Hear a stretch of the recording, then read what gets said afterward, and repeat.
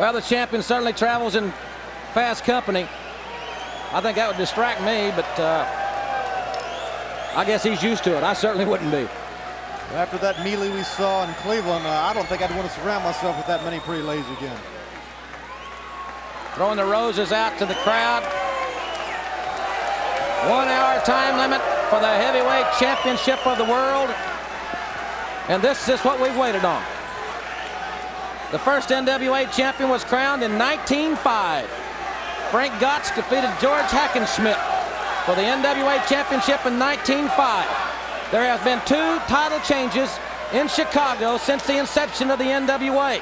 One in 1961 when Nature Boy Buddy Rogers upset Lou Thesz, and one in 1987. 1987, that's right. When Ric Flair regained the World's Heavyweight Championship from Ron Garvin. I was here that night. That was a historic evening, and perhaps we'll see history made here tonight. Ricky the Dragon Steamboat certainly ready for this challenge.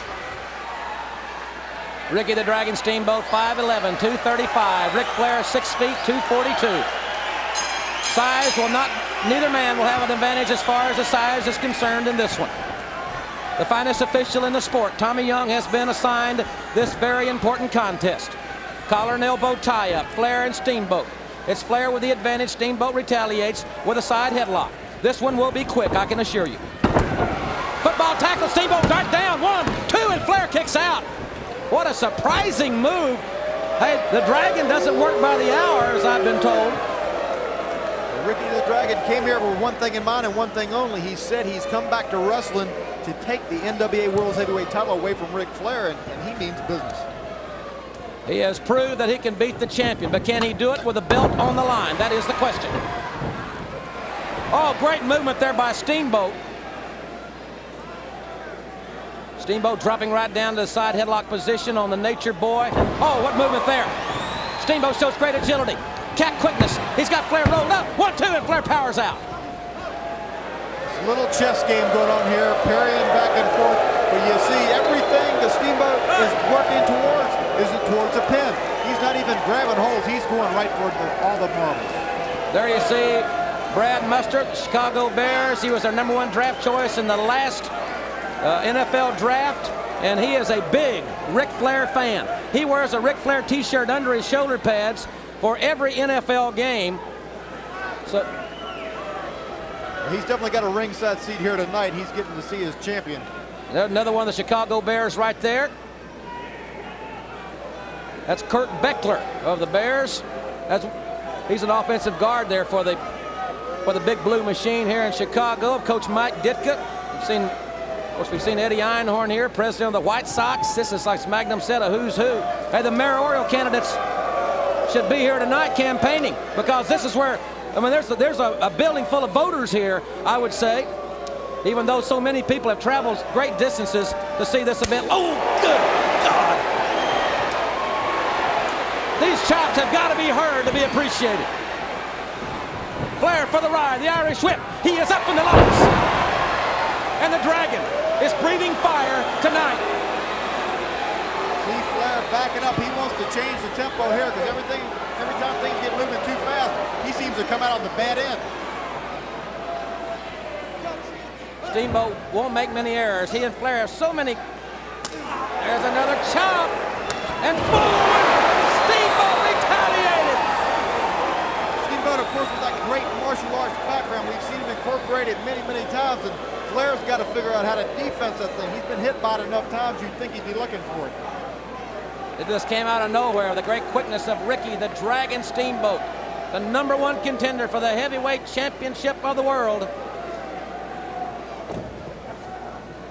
This feud started a long time ago. The last time they met one-on-one for the world title was in 1983 in the Meadowlands in New Jersey. And Flair scored a very controversial victory in that event. And it's Flair now with a hammerlock on Ricky the Dragon Steamboat. Both these guys have got great cardiovascular conditioning. Jim, this is a match that could easily go a 60-minute time limit, easily go a 90-minute time limit if it was to be dictated as such.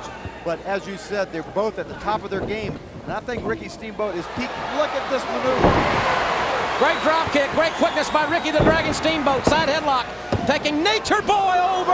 And man, we were about 6 inches away from a new heavyweight champion of the world. Steamboat has definitely come in here tonight with a game plan. He knows he's got to wear the champ down because, as we said, nobody's going to be had in 5 minutes or 6 minutes or 7 minutes. You're going to have to wear someone down, find a body part, wear it down, and get someone hurt. And who is going to be hurt first is the question. Flair using the tights for leverage, rolling Steamboat over on his shoulders. He does it once again. Referee Tommy Young down there counting. Flair, a native of Minneapolis, Minnesota, now living in Charlotte, North Carolina. And Steamboat catwalks right up the turnbuckle. Brings Flair back out, but Flair, nice counter there by the Nature Boy into a near fall position. Flair, the son of a physician from Minneapolis. Flair educated in a private school. Ricky Steamboat, an amateur champion in high school. Flair, an amateur champion in high school. But Steamboat, more of a grassroots education, educated in the public schools with a 8-to-5 blue-collar working-class family. Flair, as I mentioned, from the private school sector with a father that was a very prominent physician. Very diverse backgrounds in that regard. But as far as athletics is concerned, and that's what we're talking about, we wrestle in the NWA. These men are very, very similar. Oh, God. Ric Flair makes no bones about being born with the proverbial silver spoon in his mouth, and right now he's going toe-to-toe with the Dragon, and I think he may be coming out the worse for wear. Steamboat reverses the Irish whip. Oh, God, what a chop. Yes, sir. He's down. He can hardly want to. Jim, I thought that could have been it. And obviously so did Ric Flair, who is getting the heck out of Dodge. And the tanned Ric Flair very quickly moving out of the ring to slow Mo down. That momentum a big factor in this event. Really uncanny parallels. Both men rely on quickness and technique. They both have great cardiovascular conditioning. As Magnum mentioned, this one could easily go 60 minutes. Neither man has a size advantage in this match. And they both have a great deal of self-confidence. Ric Flair has it all on the line tonight, and he's got to be feeling a little more human than normal in that he has felt his shoulders nailed to the mat by this man once in very recent weeks. And that has got to be a little unsettling to the champ, regardless of the confidence that he was trying to allude to by bringing all these women to the ring tonight. As we mentioned, Flair travels in fast circles with all the ladies, the Learjets. Steamboat, very family-oriented. When he's not wrestling, he's at home in the family business. Steamboat's Mid-Atlantic Gym back in Charlotte, North Carolina, where he resides now. It's funny how these men both have migrated to one particular part of the country. Steamboat, originally from Hawaii, now has his business in Charlotte. Flair, originally from Minneapolis, he's living in the Queen City. Man, those chops just sent chills up my spine. Nice tackle by Flair, put Steamboat down. Good movement by Steamboat, great leapfrog, and what a chop! And the champion of the world on the floor and in big trouble. Steamboat preparing, I thought, to leap from the top, inside out. Jim, that's exactly what I was calling for. We know how deadly, very deadly he's been to Ric Flair here very recently, coming off that top turnbuckle, and it could be just such a maneuver that Ric Flair is looking to guard against here tonight. Ricky Steamboat's career really blossomed. That's the prize they're wrestling for. I don't know how many thousands of dollars that diamond and gold belt is valued.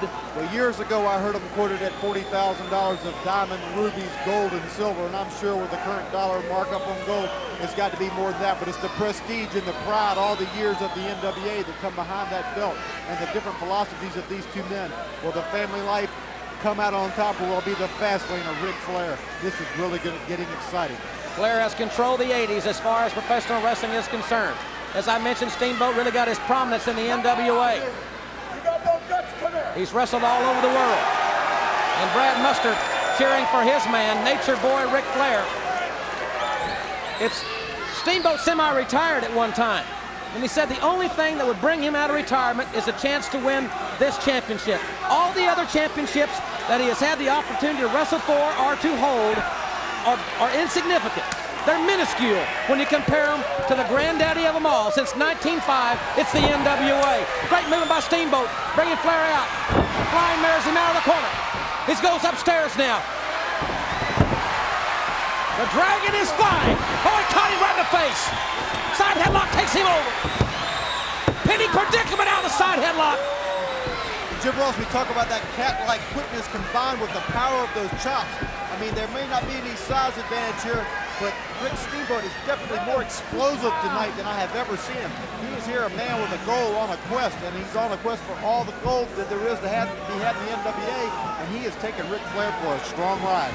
Ric Flair's career is just a marvelous documentation of tenacity. He broke his back in a plane crash in 1975. He came back 6 years later, 6 years of training and effort, blood, sweat, and tears to win his first world's title here in the NWA. He won it in Kansas City, and he has controlled the 80s since that time, and it just, man, what a chop. Elbow to the top of the head, and now the champion is asserting himself, and as soon as I said that, the momentum switches right back to the Dragon. Football tackle, down goes Flair. The Dragon goes across, and Flair catches him. Flair caught him with an elbow coming off the ropes with all that momentum, but Steamboat fights back. Jim, every pinning predicament thus far has had Ric Flair on the defensive. That is the one decisive factor that I've seen thus far as far as the momentum of this match. Ricky the Dragon Steamboat is going full bore, all out for the World Heavyweight title. Steamboat, as we said, and we saw it in Cleveland, we saw it in the studios of Superstation TBS. He is not intimidated by the pomp and circumstance, by the reputation of the vaunted world's champion. A man that Steamboat will say is the greatest world's champion. That man, the greatest world's champion ever in the NWA. And fans, that covers a lot of ground. You're talking about the Funks, Harley Race, the legendary Lou Thesz, the Briscoes. You know, it just goes on and on. The greats of this sport have made their mark. And don't be confused, they made their mark in the NWA. And Ric Flair has defended against the best of them, and it's that kind of alertness right there, making him make a mistake. That is why Ric Flair is so deadly. Flair rakes the eyes. He says he's the dirtiest player in the game. God, what a chop. Man, you talk about hearing it. The fans at ringside, the fans in the cheap seats can hear it. This is a physical battle for the biggest and the richest prize in our sport. And Flair is now manhandling the Dragon on the outside. Flair likes that high style and high profile, and he is not going to let anybody, I do mean anybody, take that away from him without the fight of their life, and he is definitely turning it on now. This match being documented by all the great publications, Pro Wrestling Illustrated. I've seen George Napolitano here, Dennis Brent of Pro Wrestling Illustrated, the Japanese contingent here in arms. This is the major wrestling event in our country, and you are seeing it live right here, as we are so happy that you have chosen to be with the NWA tonight, as we're coming to you live from Chicago. Snap mare by the heavyweight champion, who pulls the knee pad down. If nobody drops a more devastating knee in the sport of professional wrestling, Ric Flair may put him out. Flair cannot hold him down, however. The Dragon, he's almost like a cat. He throws him and he lands on his feet. You can't hardly keep him on his back. He has that way of keeping those shoulders up. He's got so much flexibility. And now Flair, double arm suplex. Great move. Grapevine the leg, but Steamboat kicks out very quickly. And this is where the conditioning that we were talking about definitely comes into play. How much punishment can you take? Will all those years of retirement, will that come back to haunt him? We don't know, because he hasn't been in a match of this magnitude for quite some time. Flair with a right hand, right on the button of Ricky the Dragon Steamboat.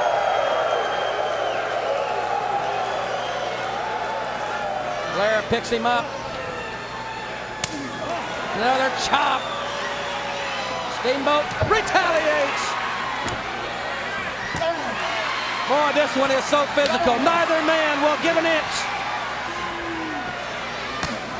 Another chop. How much can these men take, as we have said? Oh, he's upside down. He goes down the apron. The Nature Boy's up top. Flying cross body, but Steamboat reverses it. 1, 2, and he kicks out. My God, we're talking about a few inches from having a new world champion crown. Talking about changing the momentum. I mean, this thing is going back and forth. Flair, the master of the figure 4, after the inverted atomic drop, has got it locked in on the challenger. This is Flair's forte. He knows how to hurt you. He knows how to apply the pressure. He can make this so excruciating that if you don't give up, your knee could literally be broken. We know Steamboat's one of his primary assets is his quickness. You've got to be able to have your legs under you to get on top, to come off with any kind of flying maneuver. And that's the crowd. Steamboat, Steamboat. They're chanting for the challenger. Steamboat's in trouble, but if inspiration is anything that you need, this is what you've got right here. The adrenaline has got to be flowing because all these fans are on their feet cheering for Ricky the Dragon Steamboat. Flair using the ropes. That puts tremendous leverage on the leg of the Dragon. And look at Flair. He wants to break that leg. He wants to break the leg of the Dragon. The referee very concerned about the condition of Steamboat, but he needs to keep his eyes on Flair because that extra leverage is making this move unbelievably terrible to try to withstand.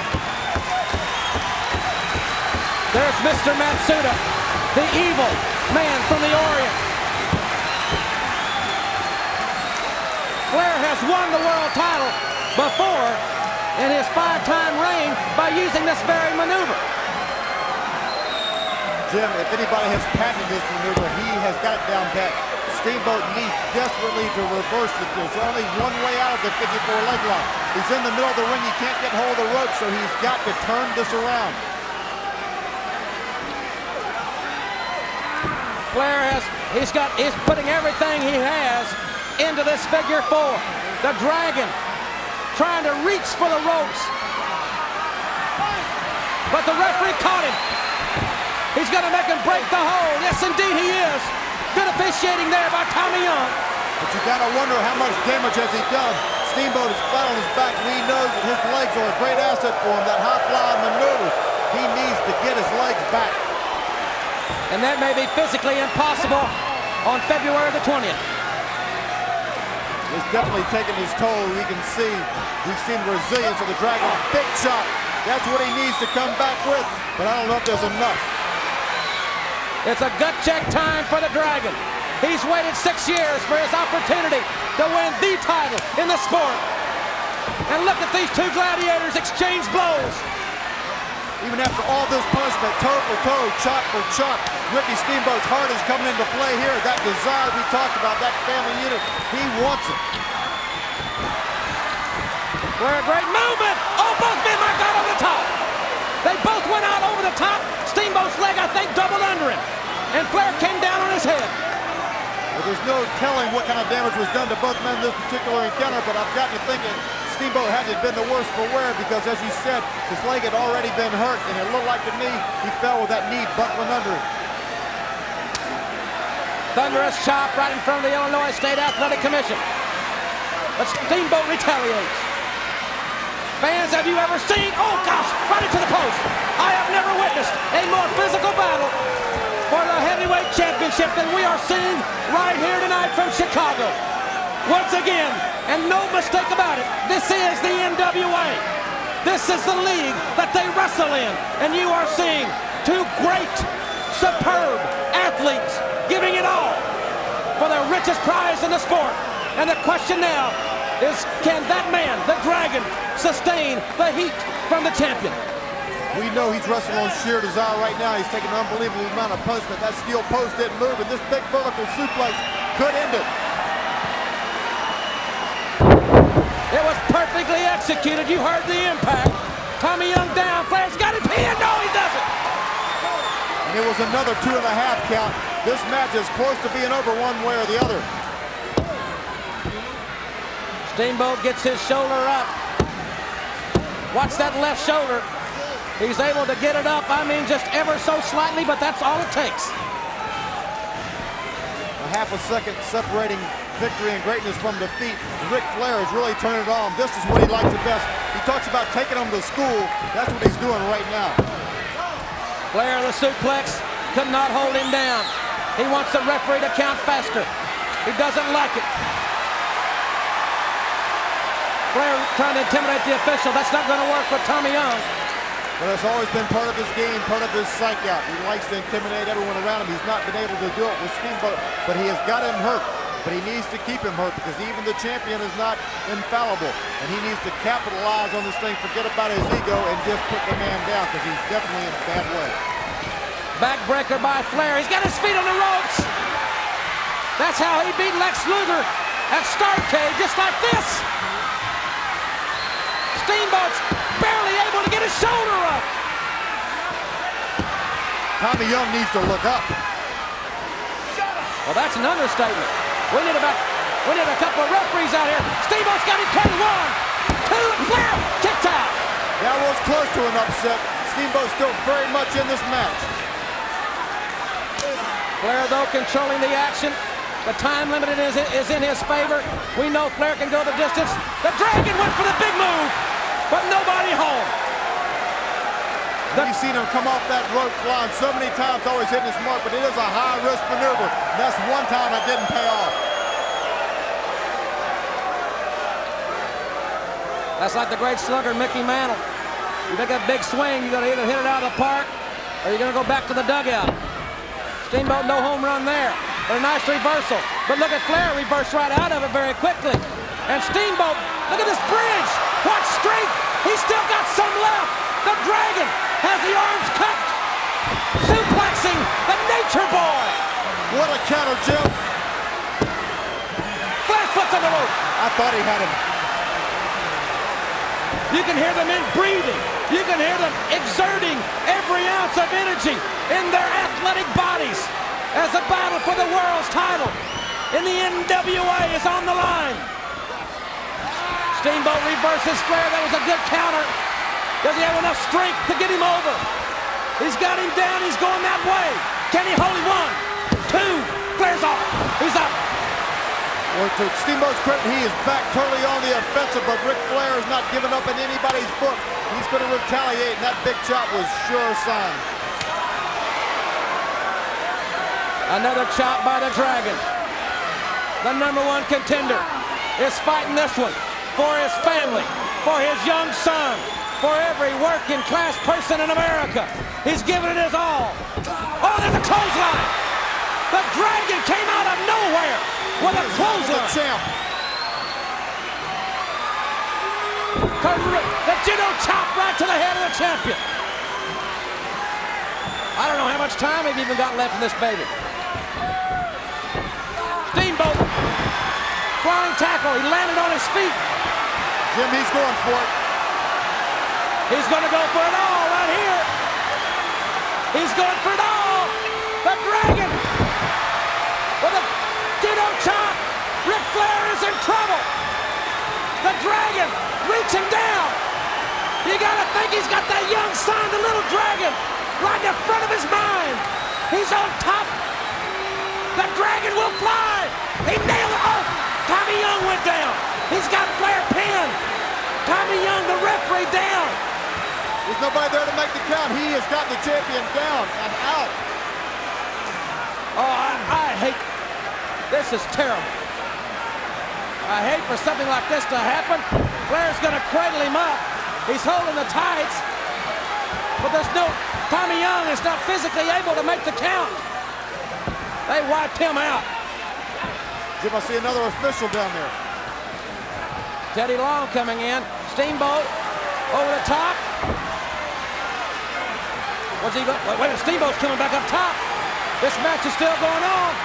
Steamboat flies, but he missed it. He missed the flying body press off the top. And now Flair has turned the corner. He twists the leg.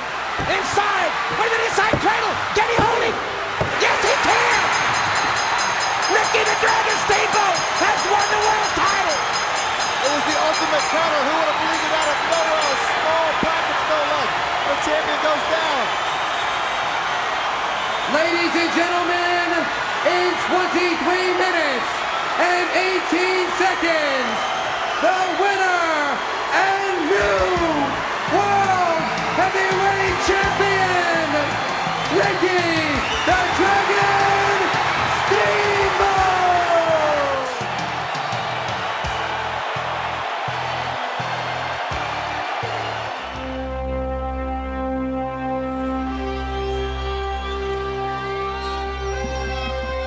Well, ladies and gentlemen, we're back here, and we had originally scheduled for this Lex Luger U.S. title defense against Jack Victory. Because of the magnitude of this event, and it being 2 out of 3 falls with a 60-minute time limit, we wanted to give, obviously, the match that everyone came to see ample time. Nature Boy Ric Flair, the challenger for the heavyweight championship.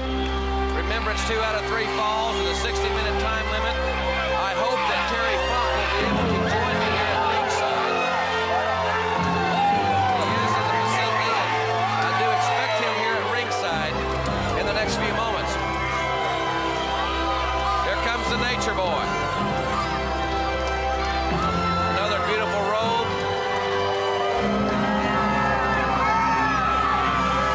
Well, this one is going to be a classic.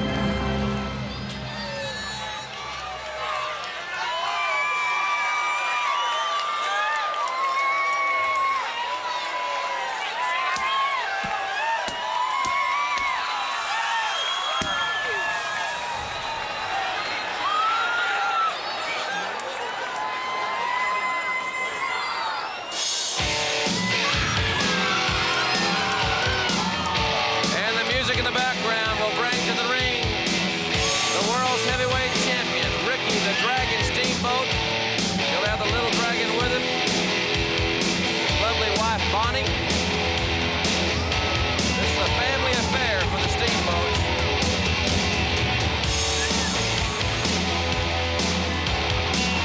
We've waited on this one. Look at that costume. The Dragon Steamboat and family making their way to the ring. Steamboat won the world's title on February 20th in Chicago, Chi-Town Rumble.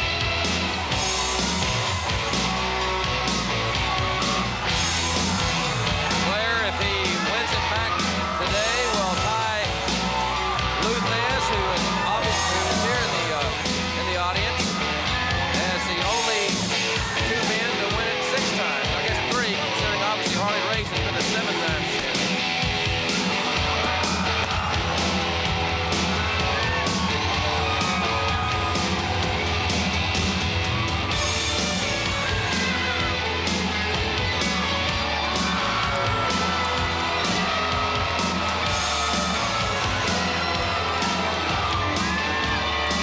Ricky Steamboat's motivation is in his arms right now, the little dragon.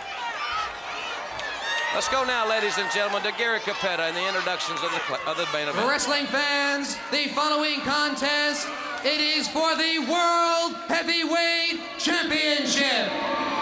It is set for the best 2 of 3 falls with a 1-hour time limit. Introducing first the challenger to my left from Charlotte, North Carolina, weighing 245 pounds. He has held the World Heavyweight Championship on 5 different occasions. Nature Boy, Ric Flair.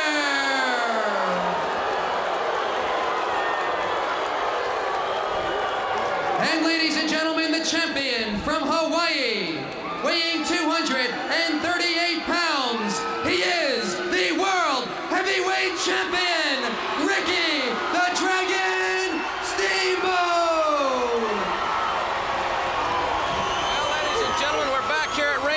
And I'm very honored and privileged to have a man that I've admired for quite some time. The man, the first NWA World's Champion to defend his title here at the Superdome. I want to welcome Terry Funk to our broadcast. And Terry, this is a long way from West Texas. This is a long way from, I remember officiating one of your championship matches years ago, but really do appreciate you to be here. Well, it's a pleasure being here, and to be here for a match like this with this kind of importance to it, I wouldn't be anywhere else in the world, because this is the premier wrestling championship, the NWA World's Heavyweight Championship. Lou Thesz was here today, all of the greats from the past, Gene Kiniski, Buddy Rogers, and now we're seeing the two finest wrestlers in the country today out there right now, Steamboat and Flair. All right, fans, the collar and elbow tie-up, and Steamboat pushes Flair back into the... Steamboat will not be intimidated by the Nature Boy. And I want to add that my colleague, who we have not seen a great deal of here, we hope to be seeing more of him, is not retired from active competition. So I know that you're in great shape. Well, whenever you see a slap like that by Steamboat there, it makes you wonder if you should retire or not, Ross. Flair and Steamboat sizing each other up. 2 out of 3 falls is this World's Heavyweight Championship event. 60-minute time limit. 2 out of 3 falls is an important determining factor there. Flair, if he can catch that first fall, you know that he will no longer be the contender. He will be the champion once again. You know that, Mr. Ross. In theory, you're exactly right. There's no doubt. Flair behind, Steamboat trying to ride him. Steamboat Nice sets out. Goes behind. Exchanging amateur moves here. Flair reaches for the ropes and gets to the corner where Tommy Young will call for the break-in. Steamboat popped it. Just retire me now after watching that one. You know, I mentioned that Flair defeats Steamboat today to become a 6-time champion, Terry, that he will tie Lou Thesz, who is here as the 6-time champion. Harley Race is here watching on with all the other dignitaries. Race is 7 times champion. So Flair's really has put himself in fast company through his efforts over the years, and this is going to be a great test. He feels like the title is still his. Yes, he does. And, you know, he's got to carry the fight to Steamboat at the start of this match. He really does. He has to establish himself early. Overhand wrist lock by Nature Boy Ric Flair. Steamboat trying to turn away from the pressure, but Flair not allowing him to do that. And Flair using a nice wrestling move right in the back of the leg to take him down, Terry. Nice move to gain the advantage right there. Overhead wrist lock. You can see Flair is he's trying to get that left arm working, and he wants to work on it and continue working on it. If I was in that ring right now, that's what I would try to do. I'd try to establish a weak point. I think that's what Ric Flair is doing right now. Select a body part and continue to attempt to work on it. I know that was one of your great fortes. Flair trying to maintain the advantage here, but Steamboat has got a little underneath there, got some leverage, and Flair about to go down, and Steamboat with the advantage, but Flair very quickly goes to the ropes, which will necessitate a break.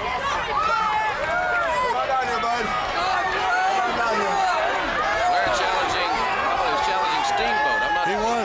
He was challenging him. He's just trying to intimidate him. Now he's claiming that it was Steamboat using the hair right there. It might have possibly been.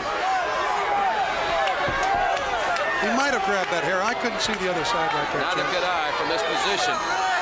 Boy, both these guys, Terry, are in phenomenal condition. I don't know any other athletes competing for a major championship that are in better condition than Ric Flair and Ricky the Dragon Steamboat on April the 2nd.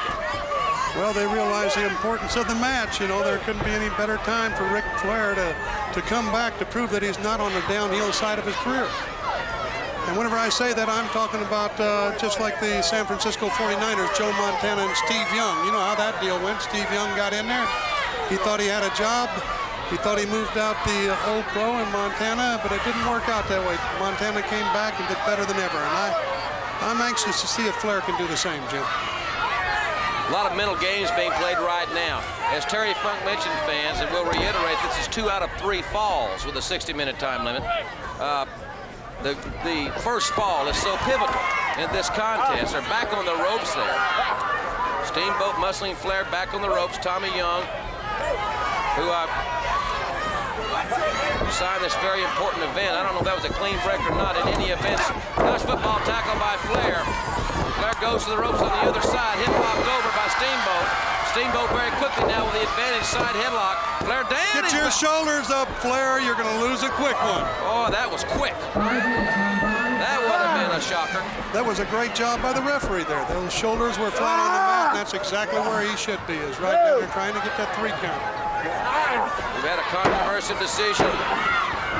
2 count again, and he rolls him over on his shoulders one more time. I can't see if he's got the tights or not from where I am. It would appear not. Steamboat, a proud son of Hawaii.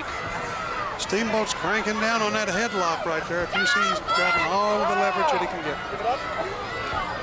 Steamboat up to a vertical base. He's got the leverage advantage now. Now Flair is back on his feet. Flair, nice forearm there. Right to the ribs. Shoots Steamboat off. Big tackle. Steamboat puts Flair down. And right down. Oh, nice move. Nice counter move. Flair was thinking one way, Steamboat another, and Steamboat dropped right down and took the advantage again. You know, if you talk about these two fellas right here, you're going to talk about what is their differences that are about one and the other. It's the strength. You can't compare that one against the other. It's very close, very similar. The size is very similar. What comes into big effect right here is attitude. Which one has the best attitude for this match today? Watching up, there they are. Right above us. Referee calling for the break. They're dangerous in this position. Downstairs in the tackle. Whoa! Gosh, what a chop.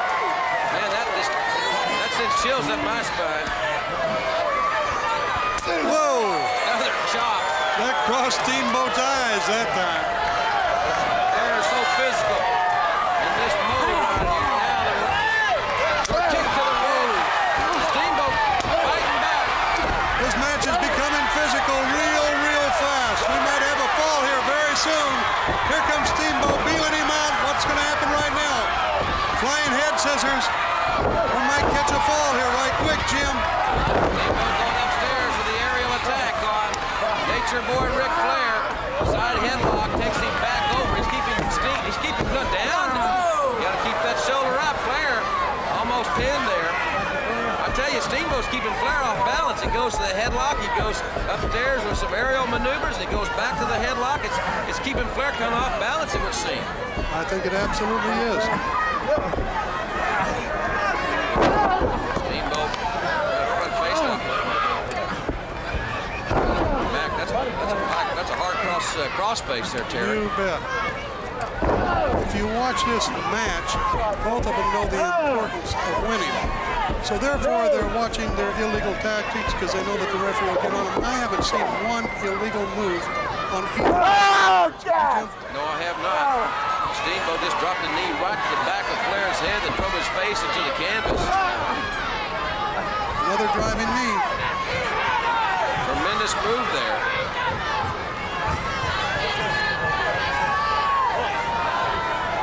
Snapmare coming up.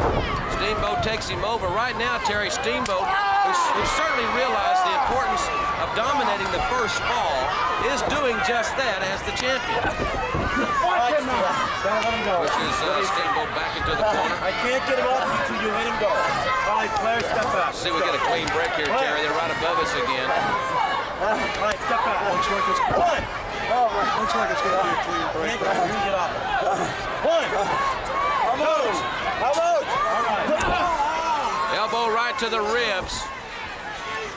Gosh, man, Another one right back. and retaliation by the champion. Tremendous chops by both men.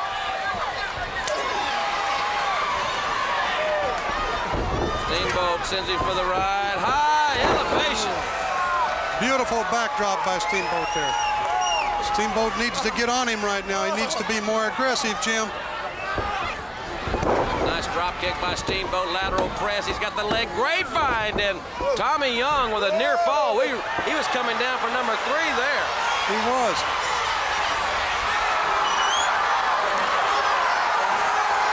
Flair trying to stop the momentum here. This may be a mistake by Steamboat. What do you think? That's exactly what it is. He's trying to stop the momentum right now, and that's exactly what he's doing.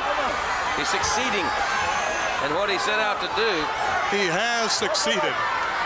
Flair back up to his feet. 10 minutes gone by, 10 minutes.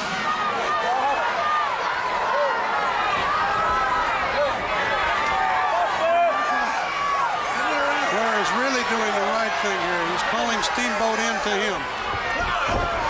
Nice move by Ric Flair right there. That was a legal kick that time. Double Steamboat right over, Jim.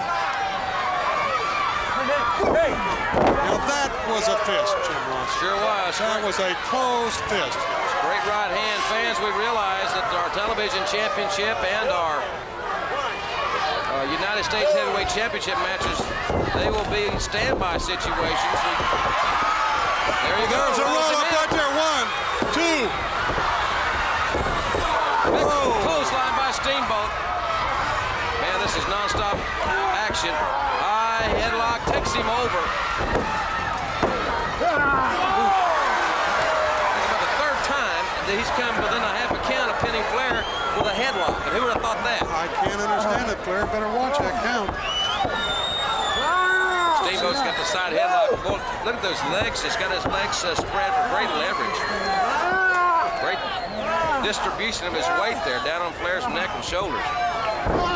Driving back into that front face lock. A lot of fans don't realize that's one of the most painful holds in wrestling. Watch this now. Steamboat will probably, whenever he gets him more down a little bit more, he'll chicken wing him and try to take him over to his back. Start getting that pinning count. The fans are chanting right now, aren't they? Front face lock, and they lock this Steamboat. Steamboat drops a knee. He's methodical. He's picked out a body part, seeming to be his neck. Great crowd here in the Super Bowl. Certainly an honor to be with the former champions, including my colleague Terry Funk, his brother, and so many of the others mentioned and talked about last night. Shot by Steamboat on Flair. Flair's in big trouble. He's pushing him back. Flair's got moxie. Boy, he's mentally tough. Look at him. Oh! Steamboat in there for a pin again. Close. Lateral press got him a 2 count. And Steamboat down on both knees, just looking Flair in the eye for a moment. Comes right back to a side headlock. Boy, this has got to take Flair off balance, because Steamboat's known for his aerial tactics off the top rope, coming in with his headlock. Inverted atomic drop. That'll send you to the chiropractor in a hurry. You bet it will. Double Steamboat right over. Takes away the momentum. Right up to this point, Jim, I'm going to have to give my nod to Ricky Steamboat. I think he's dominated this match. Caught Flair with another big chop. There's a 2 count. Back into that headlock, Jim. He's hanging on to it. Nice tackle. Cover. He's in there again. Got that leg grapevine. Not quite long enough, though. Another tackle. 1, 2, and almost. He's coming at him again. The drop down. He's got the momentum now on his side. He sends Flair for the right and a big double chop. 1. Kicked out again, near fall. Fans, as we mentioned, due to our commercial commitments, the television championship and the United States Heavyweight Championship, of course featuring Sting and Lex Luger respectively, will be standby matches, and if we have time, we will certainly bring those to you. However, obviously, this match is of utmost and the most important. It's the most important match in wrestling today or any other time. And in wrestling. I'm glad you mentioned that, Jim, because that's exactly what it is. The most important match in wrestling for the most important title, the NWA World Championship. And you people out there, don't forget it. also, fans, I do want to remind our television audience that if time permitting, we are not able to bring those 2 matches to you, we will be bringing them to you in the very near future, perhaps as early as this weekend on World Championship Wrestling. So We knew that you wanted to see this match to give it its due. In 60 minutes, they had to have their time limit. They had to have the opportunity. And if we do not have time, next Saturday at 7:05 Eastern Time, we will bring you Lex Luger's match with Jack Victory for the U.S. title and the Stinger's first television title defense as well. Well, I'll tune in at 7:05. Big chop by Flair, puts Steamboat on his backside. This one has been real physical. I thought it would maybe in the second fall before it really broke loose. But it is, I mean, a very physical situation already. Very, very physical. I don't think that they could keep this pace up for a real long time.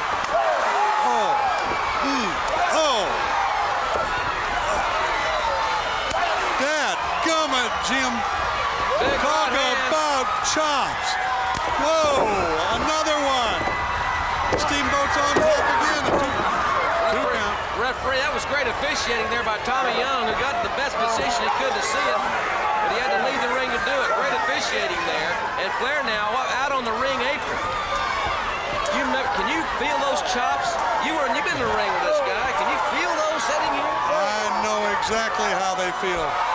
Believe me, they'll go in after 5 or 6 of those. It'll take it right out of you. You'll wonder why in the world you decided to get into that ring and become a professional wrestler. High vertical suplex followed by a big splash, but Flair pulled the knees up. Desperation move by Flair, and a very smart one at that time, Jim Ross. Both men are down. Let's see if Flair can come up and take some advantage of the situation. Flair's coming to his feet first, Jim Ross. Steamboat's pulling up by the ropes. Both of them are back to their feet. Flair goes in, another chop. I mean, the people here are in awe of the physical nature of this event. We certainly appreciate you being with us here on Superstation TBS. And just both feet right into the stomach. Steamboat, remember, came down on Flair's knees. That started the downslide for Steamboat, and now the momentum has swung back into the favor of the challenger. That sounds so funny saying challenger Ric Flair. It just doesn't sound right to me, Jim. He's been such a great champion for so many years, and Steamboat, he's been such a great challenger, and now the thing has totally switched. Flair is the challenger and Steamboat the champion. Double arm suplex into the lateral press. Flair's got the leg grapevine, trying to hold Steamboat down. Steamboat's left shoulder keeps coming up. Flair's having a hard time keeping it on the canvas. He's got great technique, does Flair. Now, another pinning predicament, almost an amateur-like move. Almost like a three-quarters Nelson there. Very close to it. You know, I just absolutely love wrestling of this caliber. Now, this is professional wrestling right here at its greatest. This is the best that you can see. This is the National Wrestling Alliance. And as the legends of the game look on, two modern-day legends are competing for all they've got for the richest prize in this sport. And Flair is doing all he can to hold Steamboat down. He has just been unable to do that. The champion is so resilient, just refusing to be pinned. Determination and attitude, Jim. That's what that is. Determination and attitude. It's amazing what you can withstand when your body really gets hot, your mind starts going, your heart starts pumping, and your desire enters into the thing of accomplishing something that you've always wanted to do. You're right, Terry. Nice kept up by Ricky the Dragon Steamboat. Test of strength here. And as Terry Funk mentioned, fans, both these men are very, very even, very comparable in regarding strength. It's going to be a game of leverage, an opportunity. Gosh, they just exchange it. What can you say except ouch? Is that right or no? Flair brought out of the corner by Steamboat, who missed the drop kick. First big mistake that Steamboat has made in this contest. Now we'll see if Flair can capitalize on it. Looks like he's... There's a great hold right there, the spinning toe. Small package, 2 count. Flair's got him on his back. That's it. That's it. Flair reversed the inside cradle. Ladies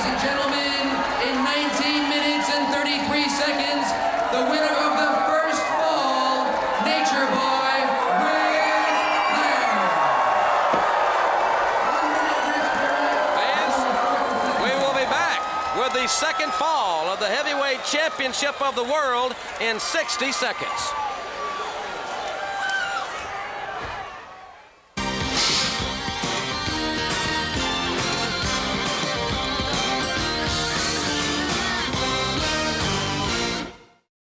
We're back, Jim Ross and Terry Funk, here at ringside in the Superdome in New Orleans, coming to you live.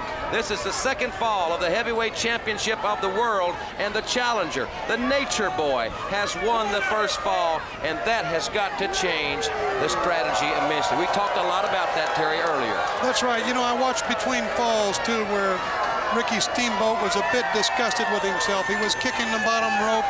He can't let that happen, Jim. He can't get disgusted with himself at this point.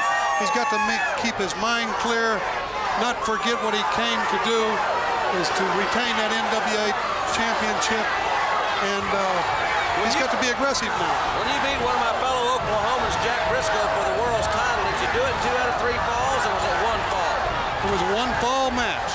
But you have wrestled him all the top challengers on a 2 out of 3 fall situations many times as a champion. Yes, I have, Jim. I've wrestled as a champion in 2 out of 3 one-hour time limit matches. And the thing that you got to remember there is an hour is a long time. You somewhat try to pace yourself, try to take advantage of mistakes. But these guys are going so fast and so hard. There is no pacing. It's just very, very physical. Steamboat up on the top rope. He's going to try to even it up right here as quickly as he can. Big chop right on the head. Steamboat has got Flair, and I thought he had him. I thought he had him, and we had 2.5 there. Steamboat starting out very quickly, and as Terry Funk so adeptly mentioned, Steamboat was very frustrated during the 1-minute break that we had, and he's starting out very aggressively here with that front face lock. He's got plenty of time. He has to remember that. Don't get too aggressive. You push yourself too hard and you'll make a mistake, and it might see too straight in Flair's favor. Beautiful back suplex by Ric Flair. Certainly was. Great counter wrestling by the 5 times champion of the world. I'm sure that all of the ladies of the game, I know my colleague here is enjoying this. This is the best seat in the house, isn't it? But your brother, Sam Munchnick also, and Lou Thez, Buddy Rogers, Pat O'Connor, Big Thunder, Gene Kaninsky, everybody's having a great time. And this is the kind of match that made the NWA what it is. This match reminds me of the great matches with Dory Funk Jr. against Jack Briscoe. The matches like Lou Thez against Pat O'Connor, Pat O'Connor against Buddy Rogers. These were classic matches. And this match right here is that same caliber match. Oh! He went to the well, and it was dry, as they say. Flair punishing that knee, and Steamboat going right to work now on the other leg, dropping the elbows in there relentlessly. Man, he's dropped 6 or 8 elbows right to the knee and to the thigh muscle by Flair. 8, 9, 10.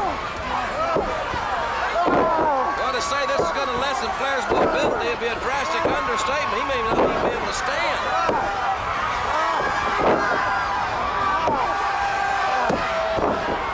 He just won't stop. He just keeps on going and going and going, working on that knee. Figure 4, he's going to use Flair's own hold and hooked him with his own hold. He's got him hooked in the figure 4. He has this one set and set good. Jim, this is going to be a fall right here. He's too far from the ropes. He's in the center of the ring. He can't withstand that pain for a long time. Flair better remember, he's 1 up. He loses 1. They're just even. Flair's shoulders are down. He's in a great deal of pain. Steamboat knocks him back on his back. The Funk brothers were legendary with a spinning toe hold. But this puts a little different pressure. I've been told it puts pressure at 5 different points of the legs. I've never had it applied to me, so I don't really want to know that badly, but I'd like to take your word for it. Well, I don't know if I want to show it to you either. Flair reaching for the ropes. That's his salvation right there, Terry. I'll tell you something. He's hurting right now. Yeah, I can hear him right now. You sure can. That's a big turning point in this match. Oh, brings him down very gingerly. And Steamboat trying to go again with a figure 4. Now turns him over to a Boston Crab. Nice move on Steamboat's part there. Flair thought he was going to kick him off, but Steamboat grabbed both those legs, reversed it into a Boston Crab, putting the pressure back on those legs again, Jim. I've often wondered since Flair's playing about 2 years ago or so if his back may not be one of his weak links because he did suffer a broken back in that airplane crash. I wonder, I don't know that conclusively, obviously, but this whole strong back or weak back is deadly, deadly. Strong or weak back.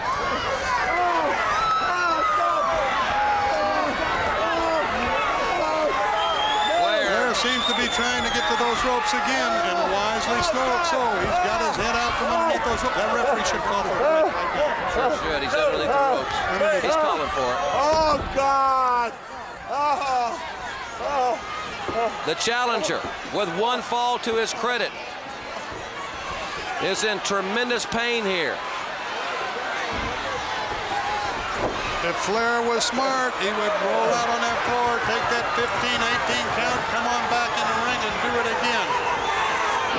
He made his mental capabilities may be really limited right now.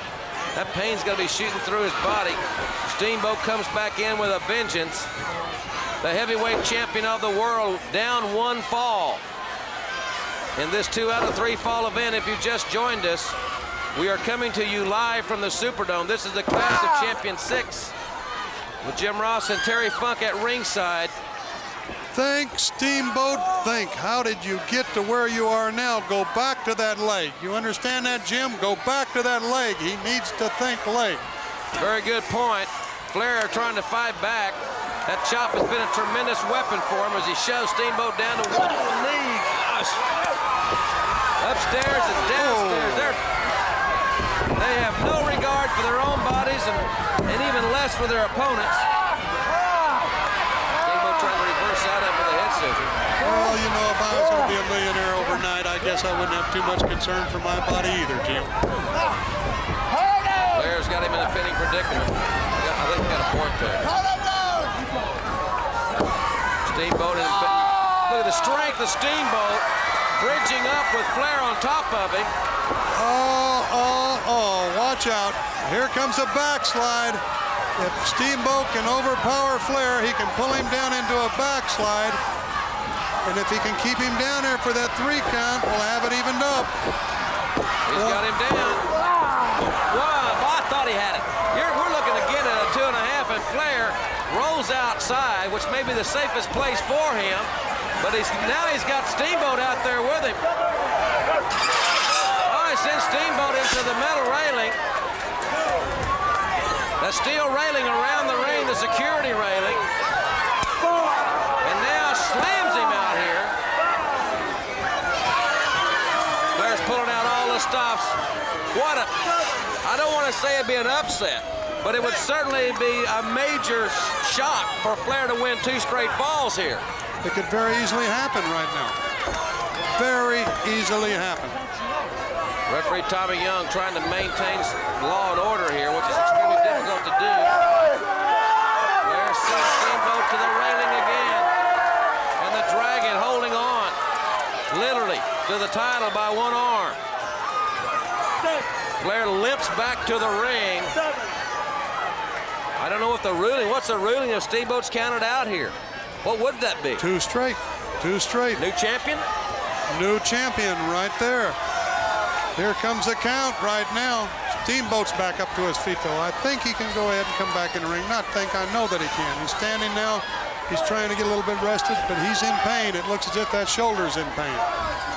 He drove him into that railing about twice while he was on the floor there. I felt that Tommy Young should have been a little bit more aggressive there, although I feel that the referee is doing an excellent job. As do I. We've had a little controversy regarding the officiating today. New World Tag Team Champions crown. I think perhaps because of a bad call, but needless to say, Flair, great Steamboat coming in, just jerks his neck down across the top rope.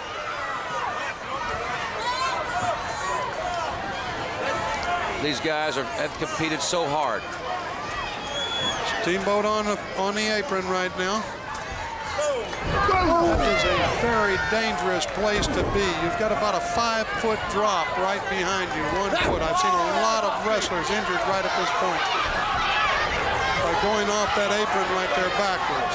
It's a bad position for Steamboat to be in right now, and Flair's coming back on top of him again. 30 minutes have elapsed. 30 minutes. Get off of that apron when you have the opportunity. 30 minutes have elapsed in this one. We're halfway there.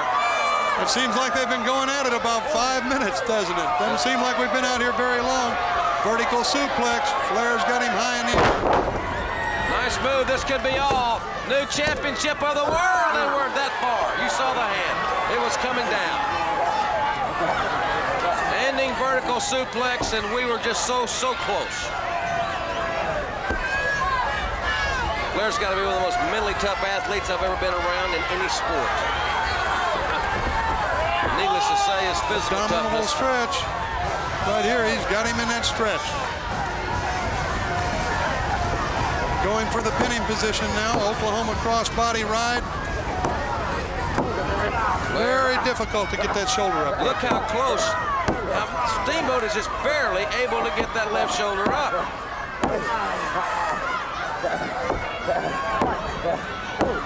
Referee the 2 count. Gosh, I'll tell you something. This is... Flair's stretching him out there. Great amateur move. Switches right around, going for that pin again. Also using the ropes right there to his advantage. Flair taking a shortcut here. And you can probably count that he's going to take any shortcut that he can. He wins this fall, he's the new world's heavyweight champion. Not too cordial to the fans here at ringside. No, he isn't. Straight fist. Another right hand. Flair can afford to push the rules right now. You know that he's got a 1-fall advantage. Well, here in the state of Louisiana, the Athletic Commission in their rule book, the winner of 1 fall, a 2 out of 3 fall match wins the title. There's a beautiful roll-up. 1. Flair kicks out. Steamboat almost out to the floor, holding himself up by the leg, reaching back, trying to get the bottom rope, and he does so. Comes back into the ring. Single leg pickup. Back heel trip by Steamboat. On top, 1, 2, and Flair kicks out. Steamboat catches him coming in. Sends Flair for the ride, but Flair just punted him. He punted him about 35 yards there and chopped him another 10. So we've got a 55-yard gainer right there. Lateral press. Steamboat is inches away from losing the world's title. Flair has got things going his way. And the crowd, it's like the 6th man in basketball. They got to get involved as far as Steamboat is concerned. Flair going up top. He's all the way up top. On that bad leg may not be the smartest thing to do. Oh, gosh. That'll put you in the tender section. Ooh. Big chop there right to the chest. And now Steamboat up on top. Superplex, superplex. This is going to be a gem. Flair won't get up from that one. Superplex by the Dragon. And momentum has changed once again as Steamboat comes down on the small of the back of Ric Flair. Remember I mentioned about the airplane crash years ago. But when you have a severely broken back, how much can it heal in this sport? We're not talking about a CPA here. Steamboat working on the lower back. Man, he's focused now, as they say in Wall Street. Boy, he is focused in on it, driving forearms. Here's a double chicken wing, picks him up into the air right there. That is a double chicken wing there. Let me tell you something. You're talking about the figure 4 leg lock hurting. That right there hurts. Dislocates your shoulders, pulls on your back at the same time, and that's it. He gave it up. A double chicken wing. Flair has submitted to the Dragon. And now we will go to the climactic 3rd and final fall. Gentlemen, in 34 minutes, 14 seconds of total match time, the winner of the 2nd fall, Ricky the Dragon Steamboat. Ladies and gentlemen, we'll be back with a 3rd fall. All the marbles in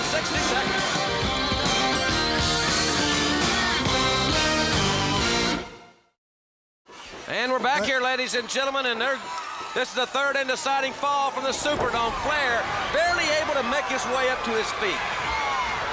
He laid on that mat between the entire fall, finally made it back up to his feet, and he's back down again now. His back's in a great deal of pain. That's how you take a knee out right there. That's 15 yards. You bet that's 15 yards.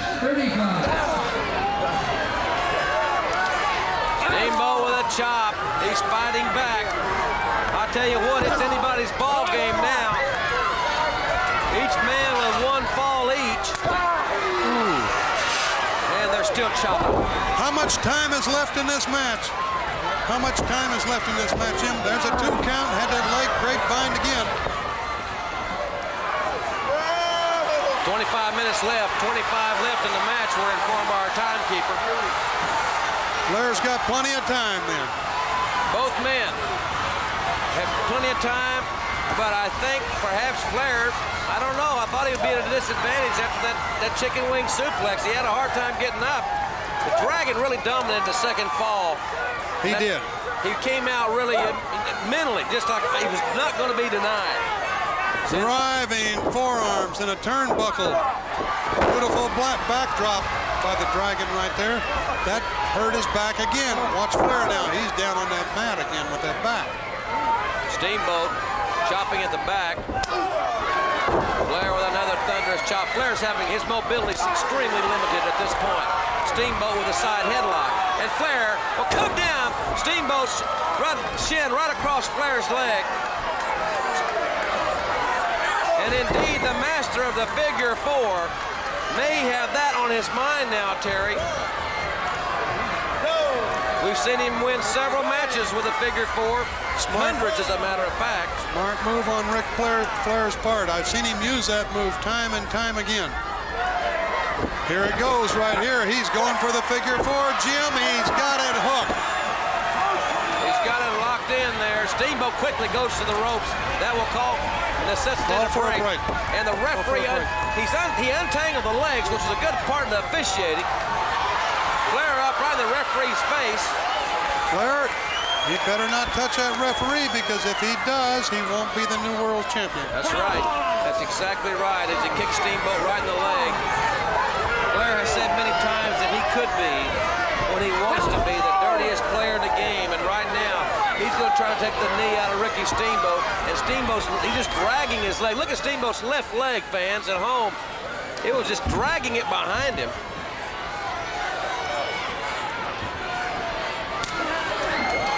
Tremendous chop, and Steamboat fights back. Flair goes downstairs. Steamboat chops him back again. Flair from behind. Double chop. Double chop. Every one of those are legal punches right there and legal chops. With the flat of the hand. Big right hand by Steamboat. Now he's going to send Flair for the right. Whoa, here he comes. That's going to, and he got met with a clothesline. Flair, his back just, the impact in the corner was horrendous. And he went down the apron and was nailed with a clothesline. Nailed right there. Steamboat was waiting for him that time. Flair's down. Now Flair is counted out. Steamboat's going to retain the title. As Flair trying to roll back into the ring. Boy, you can see the desire, the determination in his face as these men have competed with all the fervor. He says, hold on. This is like calling a timeout. Steamboat, get on top of him right now. Flair's got his feet on the ropes. He's got his feet on the ropes there, Rap. Everybody in the free world can see it, but the guy in the blue shirt. Army Young had better get around there. Oh, gosh, he almost knocked him over the ropes. You can see it in both of their eyes, that look that says, I am not going to quit. I am going to keep on going. I am better than this man. Both of them think it. Whoa. High wrist, missed that one. Flair caught him coming down the face, or kick right to the face. I'll tell you something. These guys have got like, I'm not exactly sure, I think like 20 minutes remaining in this time limit, if I'm not mistaken. Double forearm to the back of Steamboat. Fans, if you just joined us, How many times has it switched back and forth to one man's advantage? Time after time. more times than we can count. Flair won 20 the first minutes ball. gone by. There are 20 minutes remaining to time limit. 20 minutes remain. 40 minutes have elapsed. Flair took the first ball, reversing the inside cradle. Steamboat won the second ball with a double chicken wing. Oh, the dragon upstairs. His leg is hung there. He's going to turn his knee right there. Steamboat's leg was caught under the top turnbuckle. He's going to tear his knee out right there. And now if Flair doesn't take advantage of this opportunity, I'm going to be very surprised. With all that happens to that knee and then that miss right there, and now Flair's on top of it again. Flair can smell it, you know, he's like a dog right there. He can smell it. He can smell the kill right now. He's on the trail, the title He's on the trail, the title trail. I like that. brings him out. And now let's see if Flair will go to work on that leg. All great champions, contenders, great talented performers like a Ric Flair know they can sense when their opponent is in big trouble. He may not go back upstairs the rest of the match. I think he's gonna stay on the legs for as long as he possibly can, Terry. That's exactly where he'll be. It looks like that. He's got the advantage right now, and he's going to continue with it. There you see that step into that spinning toe hold and into the figure four. Well, I am telling you, Jim, they are in the middle of the ring. I said it once before that there was no way that they could ever possibly make the ropes. And I truly believe that again right now. I think that this is it. This is a crowd. They're getting behind the Dragon, chanting Steamboat, Steamboat, stomping their feet, clapping their hands. Steamboat said Friday night here on our program, the best preparation for the figure four was mental. No matter how many stadium steps you ran, no matter how much weight you could do, when someone got it on you, it became mental. How much pain could you take? And we're going to check Ricky the Dragon Steamboat's hole card right here. We're checking him right now. He showed me a whole lot of moxie, a whole lot of guts so far in this match. They're slapping each other. Steamboat would love to go ahead and get out of this thing right now. He's not going to give up. I'll tell you what, he will not give up. Former champion Buddy Rogers used that maneuver for many, many years very successfully. I'm sure he's pleased to see Ric Flair has perpetrated that legacy. Whenever you say you give up, you know, in this particular match, it's like saying, I give you the world's championship. That's very hard to do. That's very hard to say. Especially when you're on top like Steamboat is right now. You're right, Terry. I'll tell you something. I've seen guys pass out from this. I'm sure you have too. Absolutely black out due to the pain. Fans, as we mentioned, if you just joined us, if time permits, we will bring you the U.S. Championship match with Lex Luger and Jack Victory and the television title match featuring the Stinger.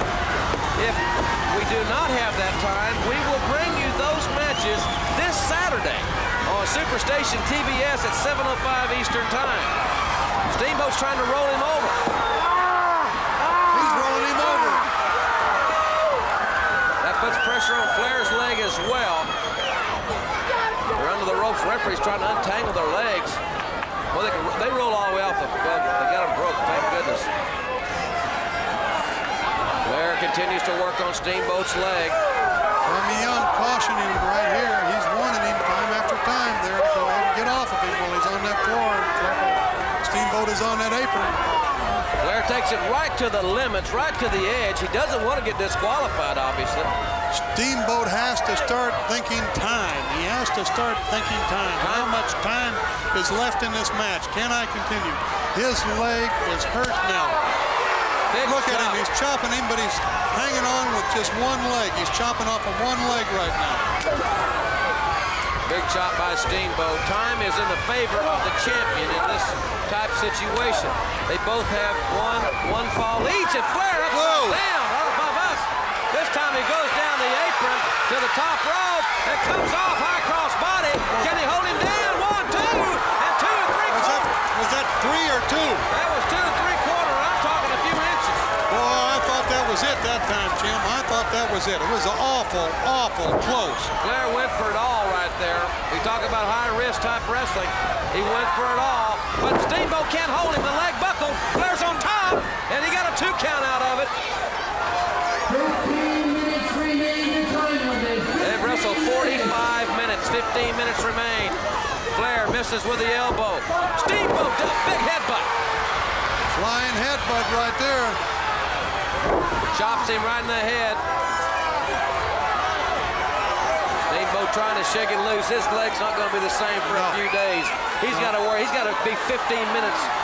A guts right here. A gut check for the champion. He goes on top. Going up that top rope with that bad leg.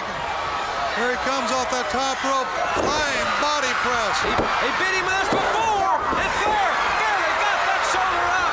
That left shoulder was up by inches. That was so close, Jim. So close. Steamboat missed with the elbow. Flair sensed what was happening and rolled out of the way. 15 minutes and counting. Can Steamboat's leg hold out the duration of this match? Or can Ric Flair put together the winning combination in the next 12 or 13 minutes? This one has been all it was billed to be. Flair won the first fall. Steamboat came back and took the second. But right now it's the challenger with the momentum as he sends Steamboat for the ride. Oh, he got a Reverse neck breaker. Reverse neck breaker. Got him cradled for that pin. Flair powers out. 2 count, Jim. And what mental toughness displayed by the NWA World's Heavyweight Champion and a man that many people consider one of the greatest, if not the greatest, heavyweight champions of all time. I know that's a great debatable subject, but Flair, 5-time champion, has got to be considered as one of the all-time greats. As one. It's very difficult to say the. And I won't say that, my friend, because we're in great company here. The list goes on and on. For those champions, Steamboat goes on the top. Beautiful sunset flip right there. He's trying to pull Flair back down.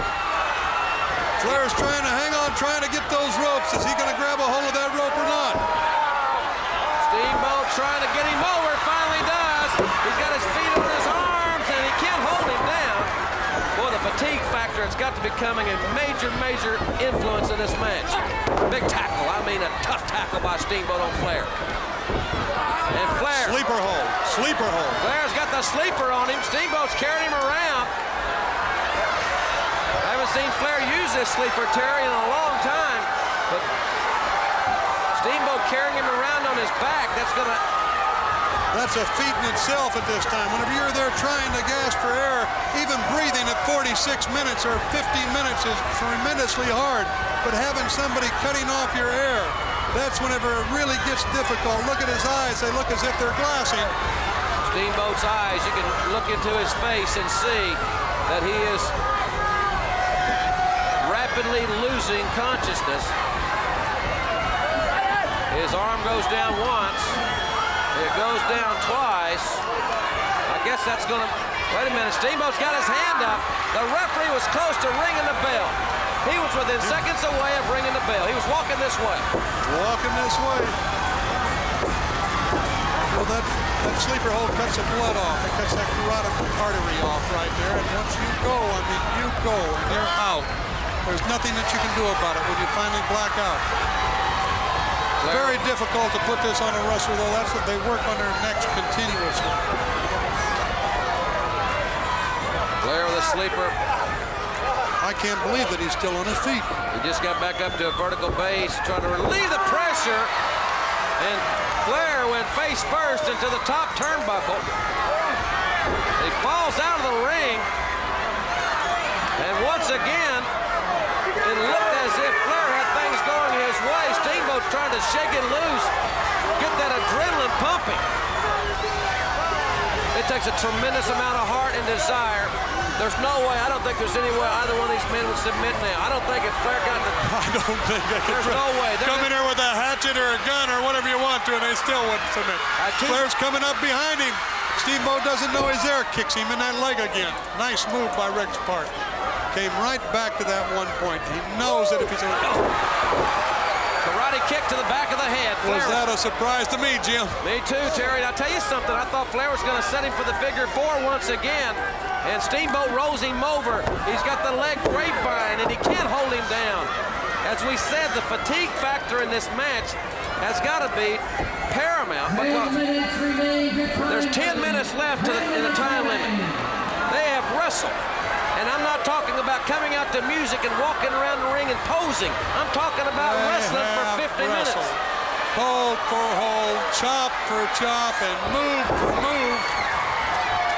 I just can't get over this. I am so excited about this match, Jim. I'm telling you, this is the best match that I have seen. And I've been around for a long time, Jim.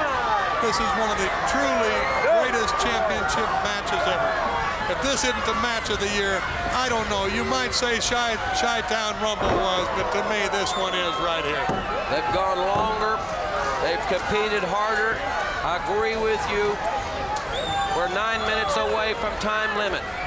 The question is now, the Steamboat strategy may be, Terry, just to hold on to the belt. A draw at this point is as good as a win for him. Steamboat, if he was smart, he would start looking for a way. There he is. He's backing up right now. It looks as if he's backing up. Is he going to go out from underneath the ropes? No, he isn't. I wouldn't blame him. You know, I don't think that there's a person in this arena that knows that the stakes are on. Let's go ahead. Get out of the ring if you have to.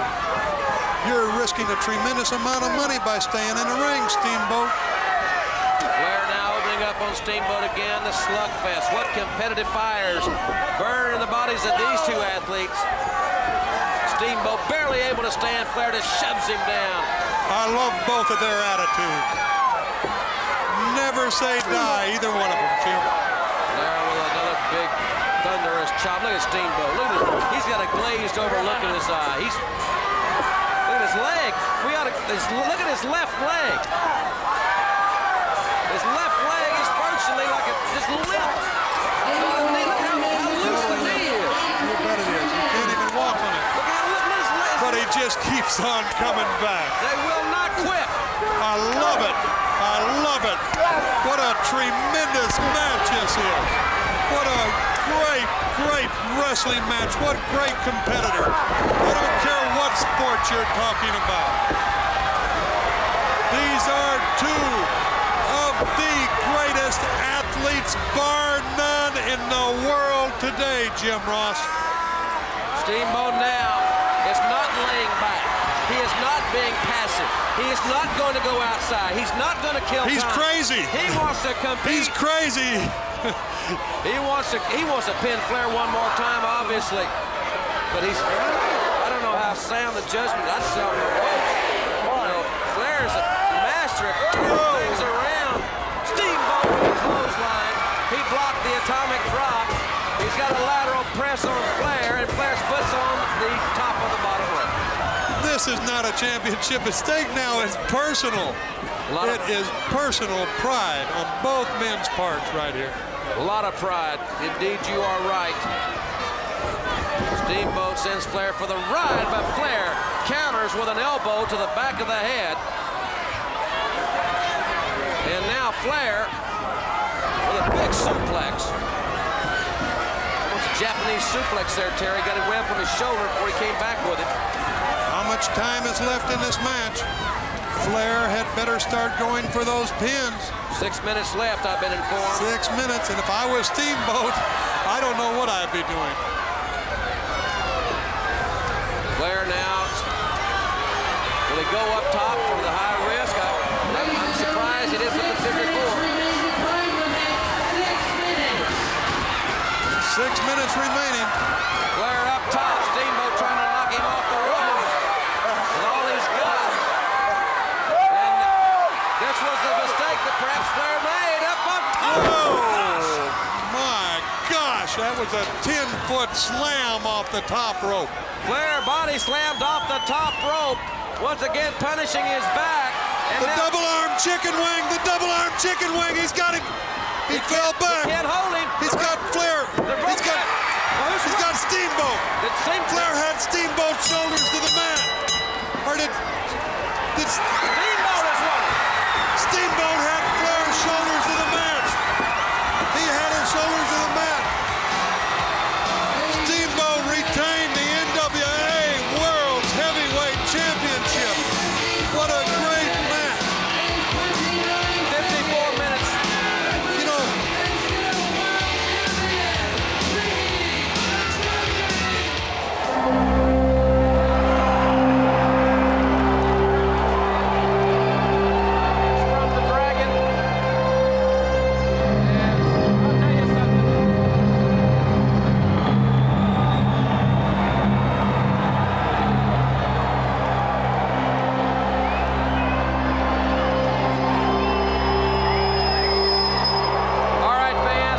from the Dragon. And who else but the Nature Boy would come to the ring with 40 ladies lining the aisle. He's got 6 lead ladies there, 40 lining the aisles. I tell you, the lifestyle of this man never ceases to amaze. The one and the only. There's never been another one like him, and I don't suspect there ever will be. 5 times the world heavyweight champion, the Nature Boy, Ric Flair. Boy, he knows how to pick them, doesn't he, Jim? Yeah, most indeed. Man, I lost my train of thought there for a minute, Bob. Well, what an entrance. As impressive as the challenger's entrance was to the ring, I think the fans are going to be most enjoyable to see how the heavyweight champion of the world will come to the ring. There's Flair's That's his harem or whatever. lovelies. Yeah, his lovelies around the ring, all 40 of them. Don't forget, fans, that Lance Russell and Joe Pedicino are broadcasting this event live on the Wrestling Hotline. I'll be joining Lance for a post-game wrap-up show live.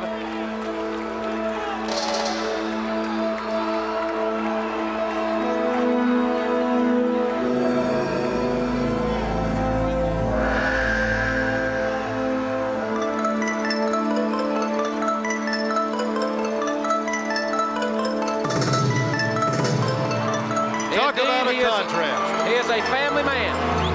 What a contrast in the styles of the entrance.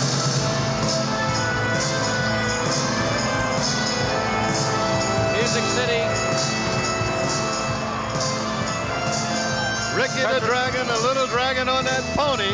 And as you talked about family, there it is, the family unit that's so important to this man, Ricky the Dragon Steamboat. That's his motivation, Bob.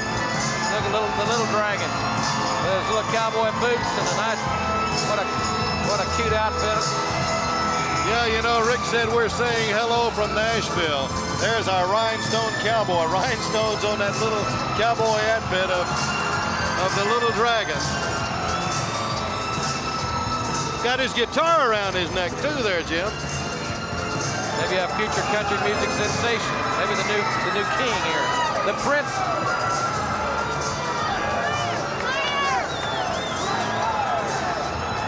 All right, well, a lot of pageantry here, and rightfully so, for the richest prize in wrestling. And World Heavyweight Championship. just about ready to get underway, and now let's go up to Gary Capetta. Wrestling fans, the following contest, it is for the World Heavyweight Championship.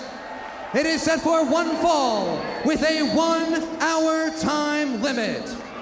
Now, ladies and gentlemen, in the event of a time limit draw, our 3 distinguished judges at ringside will decide the winner.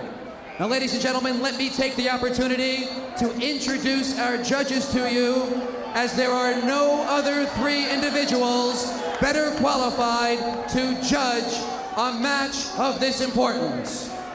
Ladies and gentlemen, first, originally from St. Louis, he is a 6-time World Heavyweight Champion, Lou Thesz.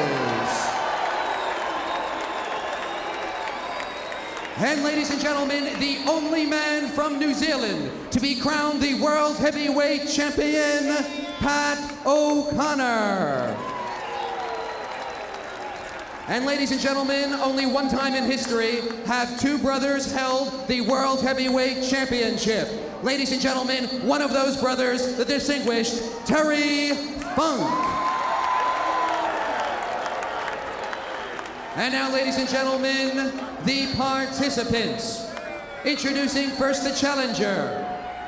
From Charlotte, North Carolina, weighing 242 pounds, he is 5-time World Heavyweight Champion, Nature Boy, Ric Flair.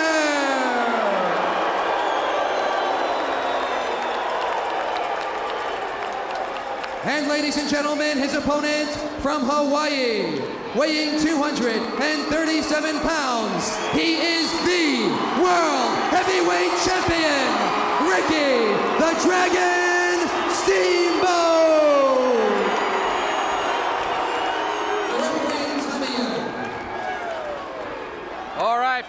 this is what we came to see. Many say it's Flair's last chance. I don't know about that, but that's really an academic point. It's really irrelevant. The chance is now. That's right. It's right now, but I think he does have to do it. Has Ricky the Dragon Steamboat got Ric Flair's number? Can Ric Flair come back and win that championship for an unprecedented 6th time? Jim, I got to believe that Steamboat does have his number. And in my corner, I think I would have to say at this point, the advantage is to Rick Steamboat. Collar and elbow tie-up. Flair pushing Steamboat back into the ropes. Clean break, surprisingly. Another collar and elbow tie-up. Lightning quick moves there. Jim, each time that these two have met, they've been monumental matches. There's no doubt about that. Just both of them terrific athletes. Both of them great competitors. Each one of them refusing to give an inch, and they've just been fantastic, monumental matches. This one has got to be the same. Each man very cautious as they circle each other. Another collar and elbow tie-up. Side headlock by the Nature Boy. Dragon shoots him off. Good football tackle by Flair. High hip lock takeover by the champion. And a deep arm drag takeover to the arm bar. Flair very quickly sets out away from the pressure. Pushes Steamboat back into the corner. Slap. Uh-oh. Well, it's going to be tit for tat in that corner with that. I understand the judges are going to keep us abreast of their tally in 15-minute intervals in this 60-minute time limit event. In the case, as you heard, the ring announcer, they go 60 minutes with no falls. The judges will render the decision. There's going to be a winner, and I think already you can tell the difference that the judges are making in this match. Both of them know that there's going to be a winner. Somebody's got to come out there and win. They're going to go all out from the opening bell, and Flair, I think, is wrestling a different type match just because of that. It should be a very offensive match indeed with the judging system as it is. Flair on the outside. Referee Tommy Young calling for the break. Flair downstairs with a cheap shot. Ooh. Boy, can he chop. My heavens. Man, that just sends chills up your spine. Wow. Another big chop. Flair likes to punish his opponents. Right hand, straight right to the jaw of the Dragon, who retaliates. Flair downstairs, Steamboat upstairs. You can hear the flesh smacking. This is indeed the NWA. Ooh, what a chop.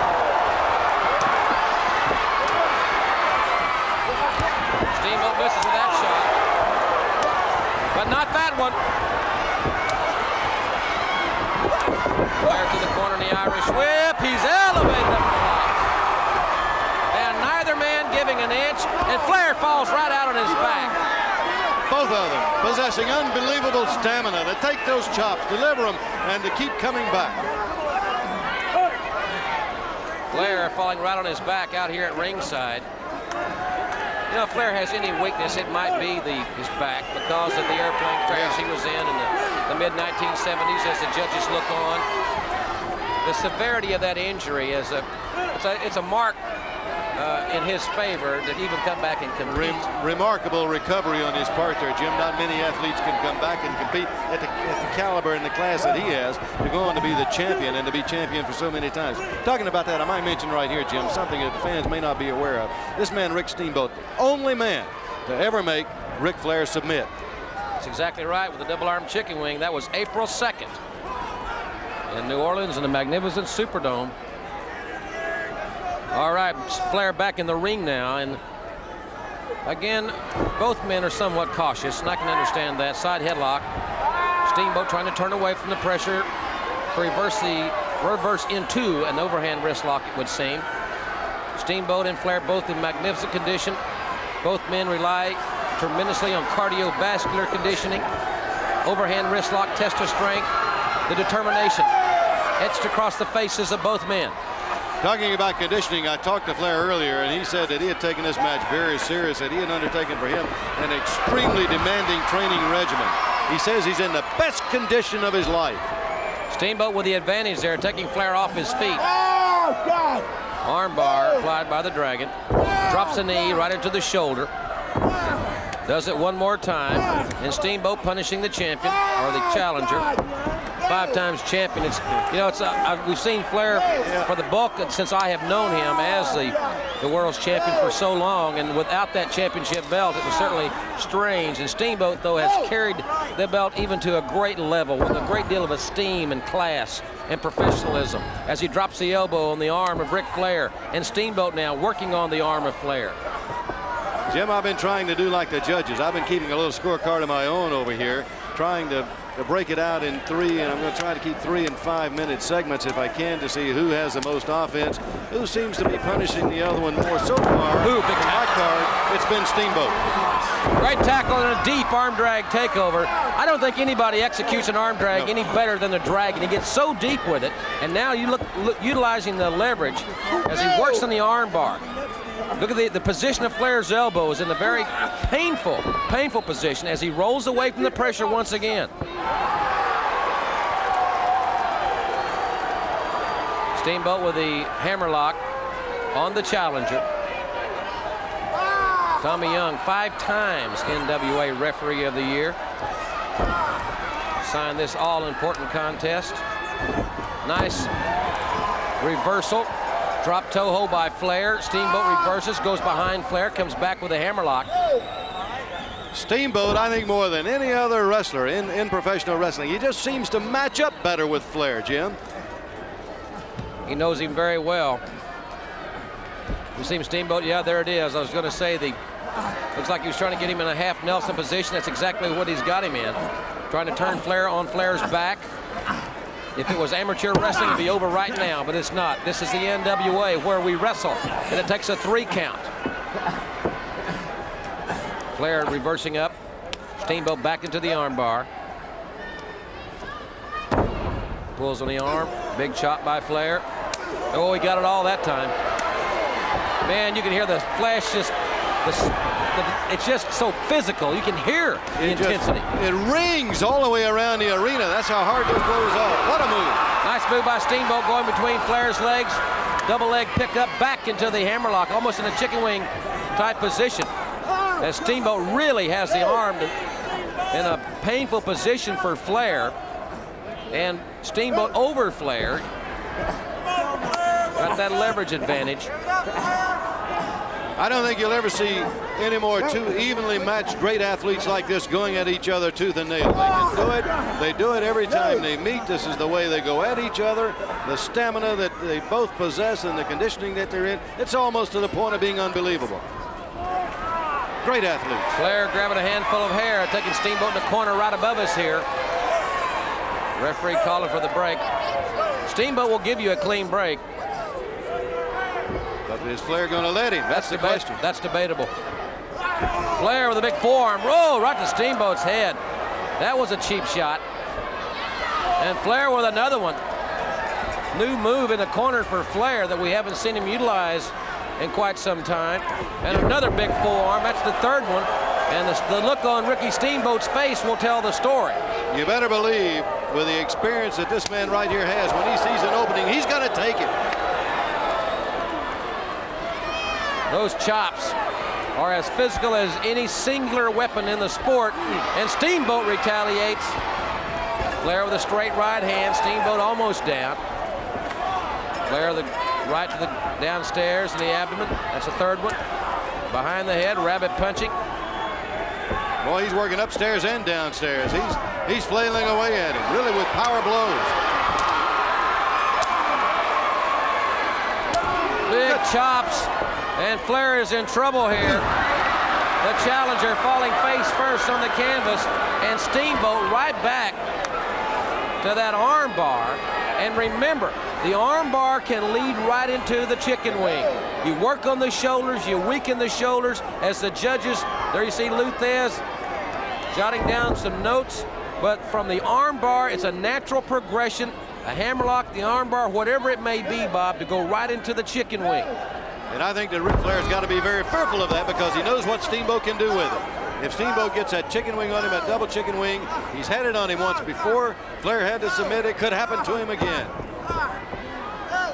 Flair likes to work on the legs as he is the expert, the foremost authority with the figure 4 leg lock. Thus far, he has not had that opportunity. Steamboat holds on to the hammerlock, working on Flair's arm and shoulder. Flair's got Steamboat up in an airplane spin position. What's he going to do with him? Flair takes him, sets him on the top turnbuckle, and will unpredictable Flair here. Very cautiously moves away. He's covering up. He wanted to get out of there. Wow! Steamboat saw it coming. Big chop by Steamboat. Flying Mares, the challenger out. Nails him with a drop kick all the way over. The Nature Boy was drop kicked all the way outside the ring. Steamboat now ascending to the top rope. The referee's over, got hold of him, trying to hold Steamboat and pull him back down. It's Flair now, very groggy, on his knees, down out of the ring. The challenger has not been able to mount the offense that he likes to do, Bob. Steamboat just pulls the referee away. Steamboat has controlled this match from the last several moments. I've got to think, I haven't been keeping any kind of a tab on this thing, but I would guess that right now Steamboat's got to be ahead on point. I've been keeping one over here, and every way I figured and every way I look at it, Steamboat so far, in my opinion, is ahead, Jim. There's no doubt in my mind about that. He's taken the action to the challenger. He stayed on top of him. I think really at this point he's delivered the harder blows. And right now I think it's Flair that's got to dig down, and he's got to get it and come back. Flair catching Steamboat coming in. Straight kicks to the abdomen. And now backs Steamboat to the ropes. Nice reversal by the Dragon. Oh, and a deep arm drag takeover. And he's gone right back to work on the arm. And I did not have the opportunity to talk to the Dragon before we went on the air. But you got to think that you're gonna not deviate from what brought you to the dance, so to speak. And the double chicken wing worked in New Orleans. Yeah. It'll work in Nashville. And Steamboat is using, I think, basically a setup for the chicken wing, Bob, by working on the arm of Ric Flair. He works on the arm and the shoulder, and that's a very important point. Both points of pressure being applied, the elbow and the shoulder on Flair. And Flair now sends Steamboat for the ride. Big football tackle by the Dragon. He shows great agility. Oh, and a high hip lock takeover by the man originally from Minneapolis, Minnesota, now living in Charlotte, North Carolina. Never sell this man short, Jim. He's done it so many times. When he looks like he's on the edge, he comes back and comes back strong. Somewhat deliberate. He missed with the elbow, but Steamboat again getting deep in with the arm drag, taking Flair over. Great strategy applied here by the Dragon as he has kept Flair off balance and also working on the arm. Very definitely. He's had that arm. He's got that arm weakened. It looks like that's going to be his plan throughout the match, to stay with that point, to work on it. And if he gets one arm weakened, gets him in a position for that chicken wing, well, you know, and you got to believe and you got to think what this means to each one of these men. This is a championship match. It's all on the line, and they're going to give it 110%. You know that. And we have our first 15 minutes of our judging. Referee Byron Scott bringing their scorecards over. And Bob, just as you said, Pat O'Connor, Lou Thez, and Terry Funk, all unanimous. Ricky the Dragon Steamboat. All right, Steamboat, according to the judges at this point, fans, is ahead. He's ahead on points, and that could be very important as the match continues and we get further into it. So the first 15 minutes of scorecard, all for Steamboat unanimously. And right now, though, Flair perhaps changing the tide, changing the momentum. This man, excuse me, Jim, but this man has been in so many great matches. He's got to know, he's got to believe that the tide is so far favoring Steamboat and that he's got to turn it loose. Steamboat fighting back, though. The champion of the world, showing what he's made of. And they are sacrificing their bodies for the richest prize in the sport. Football tackle by Flair. Did not go to the ropes. Throws Steamboat outside. The Steamboat jumps right back in the ring. And Steamboat showing phenomenal concentration and tenacity with those chops right on the head. of the Nature Boy on the far side of the ring from us. He's determined he's going to carry it to the Nature Boy, and he's done it since the opening bell, and he's not going to be denied.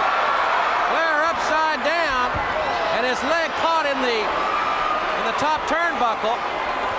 Steamboat now taking advantage of the situation. Flair may have stretched a knee ligament there, hanging upside down for the moment. Side headlock. Football tackle by Steamboat. And Flair catches him all the way over. And a judgment call by Tommy Young saying that it was not deliberate. That was momentum, he's telling us, Bob, and I think it was a good call. It was momentum, and he did not sling him over the rope, so the match is going to continue. Now, there's your champion, and he's groggy, down on his hands and knees, out of the ring. These athletes do not know the results of the scoring of the judges. But it seemingly is as if Flair heard us say he was behind on points, and now he's really turning it on. And that big right kick, as the judges observe the situation. Flair and Steamboat now on the outside of the ring. Big shot by Flair. He's knocked Steamboat all the way over to the front row of ringside. And now Flair's grabbing a chair, one of these heavy folding chairs. Referee Tommy Young getting the chair away from the challenger. What a chop. It just cut him a flip right over that metal fencing around the ring. He's got him set for another one. He's going to knock him back to the crowd again. Steamboat nailed by Flair, the elbow right into the throat of the Nature Boy, and Flair very quickly re-enters the ring. The Dragon out there with the fans in the first row ringside. Jim Ross and Bob Cottle coming to you for Turner Home Entertainment. We're broadcasting live from Nashville, Tennessee. The Municipal Auditorium. This is Wrestle War 89. And Steamboat was waiting on Flair. They're exchanging those chops. Ooh, gosh. And now the Dragon has the advantage, knocking Flair down. Here they come, right around us.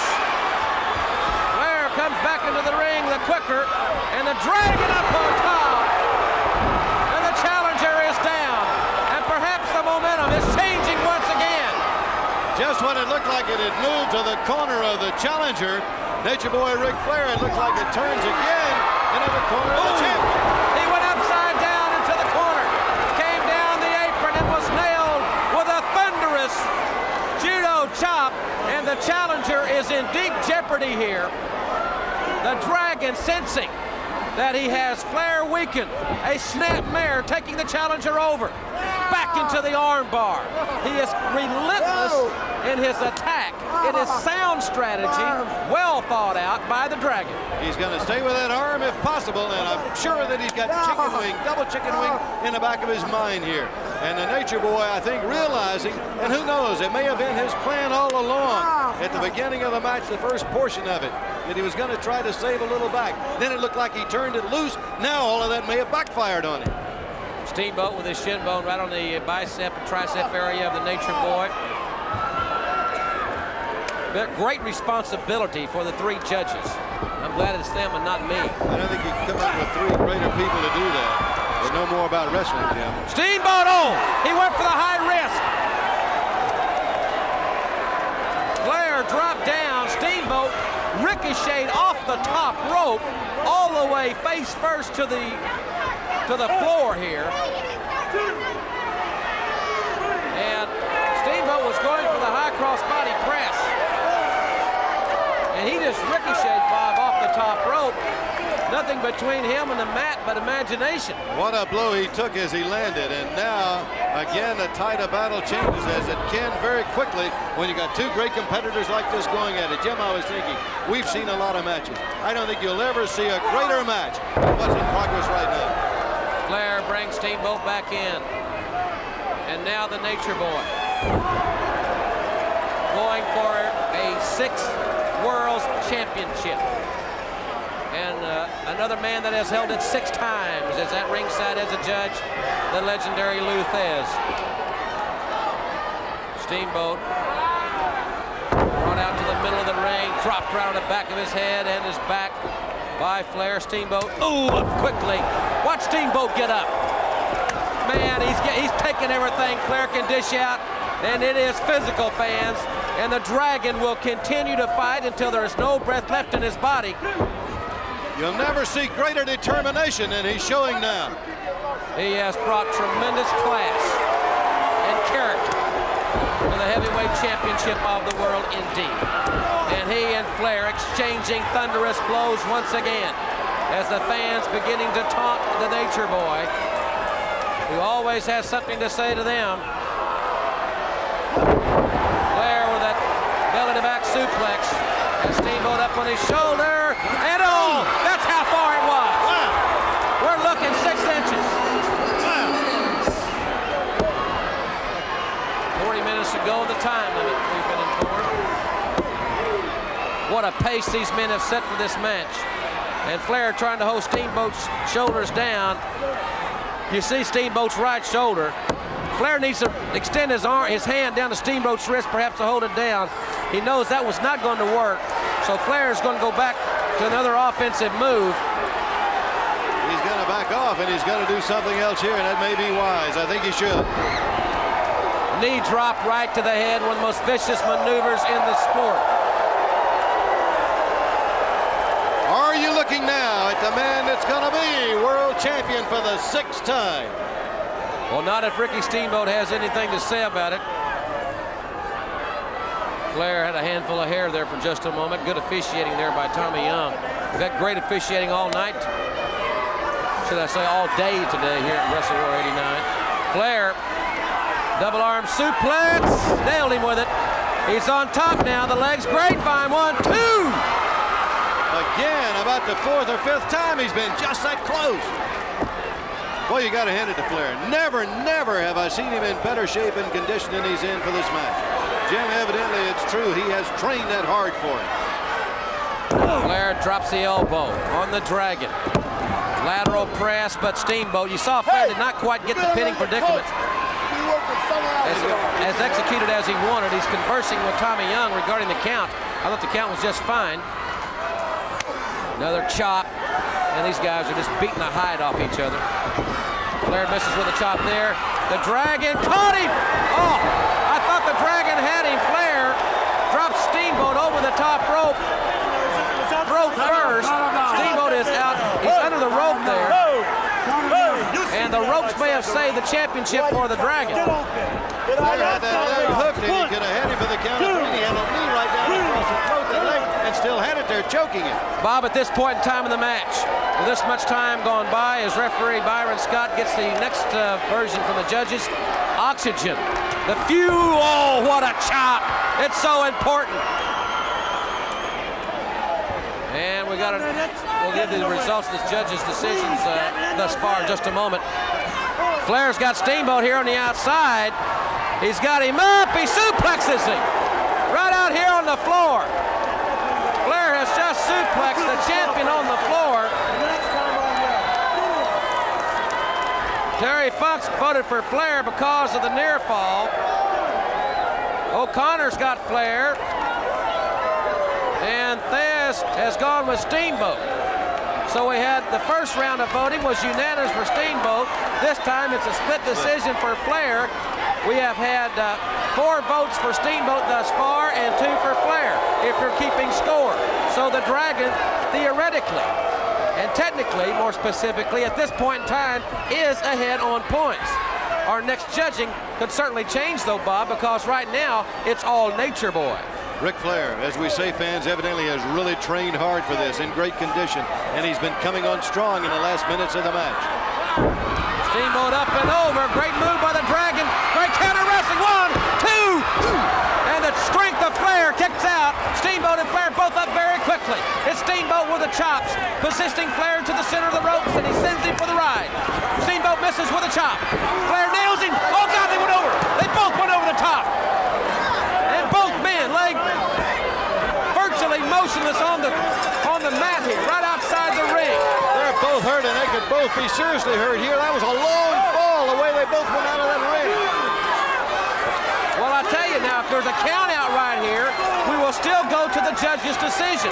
And right now, it's Steamboat 4-2. Flair trying to get back in the ring. No, he's going to come back out. and throw Steamboat in. The Nature Boy trying to shake it loose here. Works his way around, comes up the steps. Yes, indeed, he is in great condition. Flair goes up to the top, and the Dragon knows this man like the back of his hand, almost like he was sensing that Flair was going to go to the top. And he brings him off very unceremoniously, right off the top. What a move by the Dragon. So now, the momentum again has turned. It is Ricky the Dragon Steamboat the aggressor. It is Steamboat on the offense. And you can say right there again that Flair should have quickly got into the ring. He was a little slow in getting up on that rope. He should have been on the attack again. Steamboat now opening up on the challenger. With those karate chops right to the head. Each man has taken the best that the other could dish out. Flair set for the ride. High elevation. Down on his back comes the Nature Boy. And the Dragon perhaps sensing that the end is near for the challenger. Flair backs into the corner. He wants Steamboat to slow it down. Oh, I caught him coming in. Flair, Steamboat goes over. Flair was going for the suplex. Nice cradle move by Steamboat, and we got 2.5 again. Karate chop by Steamboat. Flair just poked him in the eye. Front face locking him. And it's Steamboat though. Steamboat sets Flair up. Big chop. Flair setting up straddle in the top turnbuckle. It could be the superplex coming here. If it is, I think he can count Flair out of it. The superplex. Flair is his Achilles heel, his back. If it is, he is a beaten man right here. Steamboat up very quickly. Look at the pain etched on Flair's face. And here it comes. There's a double chicken wing, Jim. He's got his feet in the ropes. He did not get set in. We knew he was preparing for it earlier in the match, but Flair got to the ropes. Flair's head rammed into the top turnbuckle. Steamboat now, perhaps preparing to fly. The Dragon on the top rope. That's a long way to go. Steamboat comes off the top. And the Dragon has things going his way. Flair is in deep trouble. Steamboat once again will ascend to the top. Here comes Steamboat. And oh! Flair jerked the ropes, I think inadvertently, and Steamboat fell all the way from the top rope to the floor. He's hurt his leg too. Look at him grabbing that knee. Steamboat fell from the top rope to the floor.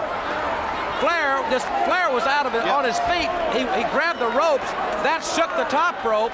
And Steamboat, my God, I've never seen anybody fall from the top like that. And his leg buckled underneath him as he hit out here. Steamboat, again, if we're counted out, we go back to the judge's decision. And right now, one has to think, perhaps, right now, technically, because of our last tally, it's still Steamboat 4-2. Boy, he's really hurt that leg. See him limping, and he's not putting any weight down on that leg at all as he gets up on the apron of the ring. He's got to try to walk it off and shake it off if possible, but we don't know what he's done to it, and he may not be able to do it. And Flair's going to work on it. Of course he's going to work on it. Of course he is. The master of the figure four. And now Flair.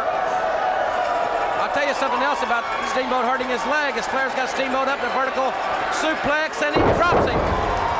It's a fact that's going to obviously hamper Steamboat's mobility. And that's one of his great weapons, his agility and mobility. And as Steamboat holds that left knee, the judges very, very astutely are observing this contest. This is another thing that knee may do. It may set him up for that figure four. And could he stand the pain of that figure four on that knee that's already injured? I never would have dreamed that Flair would have ever submitted in a match. It's not beyond the realm of comprehension to think that Steamboat, here it comes, here it comes. The crowd is standing. They know exactly what this means. Flair is the master of this maneuver. He has won the world title with this maneuver on more than one occasion. And now perhaps, Bob, as Steamboat is perfectly positioned in the center of the ring, it could be only a matter of time until we see a new champion of the world. And with that injured leg, can he turn it? Does he have the strength in that leg to turn it on Flair? As Flair's got it locked in tight, and this man can put pressure on you like nobody else in that figure four. Oh, gosh. Man, the pain has got to be just riveting through Steamboat's body. His shoulder's on the mat, and we had 2.5 there. Steamboat's either got to turn Flair over on his stomach, or he's got to get to the ropes. It's that simple. 30 minutes gone by, 30 minutes left in the time limit. And they've been at this, they've been at it tooth and nail. They haven't slacked up a single bit. It's been 30 minutes of non-stop action all the way. Boy, you got to have two men in outstanding physical condition to do that.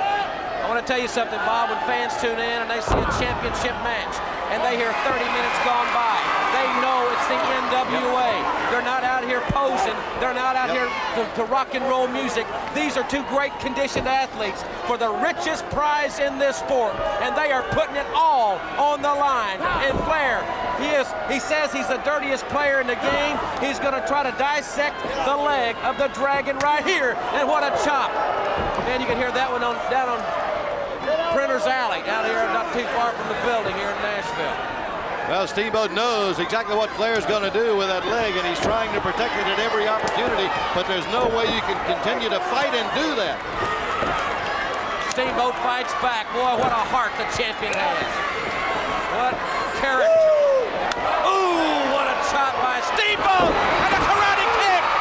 Perhaps it was out of desperation, but what a move by the champion, whose left leg is virtually useless in the ring.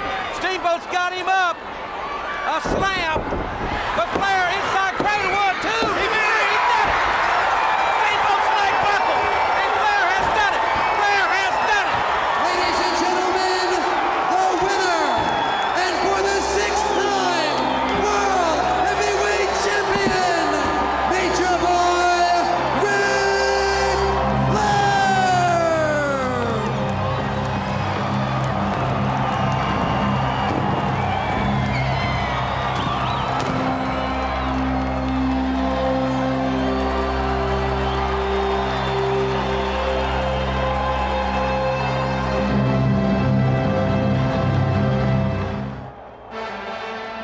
Well, how about that decision? Well, that's just emotion reacting right now. I doubt if he can strip the man of his name or take away the handcuffs and all that, which should be done. The man is a menace and he's dangerous. I'll be done. Thanks, guys. He's extremely dangerous. He just can't go around mauling people. All right, we're just about set to go with our final event of the night. It was 5 years ago right here at Chicago that Ric Flair came in, the WCW World Heavyweight Champion, and was defeated by the man who is his arch rival, Ricky Steamboat the Dragon. And now, once again, 5 years later, the two arch enemies go at it.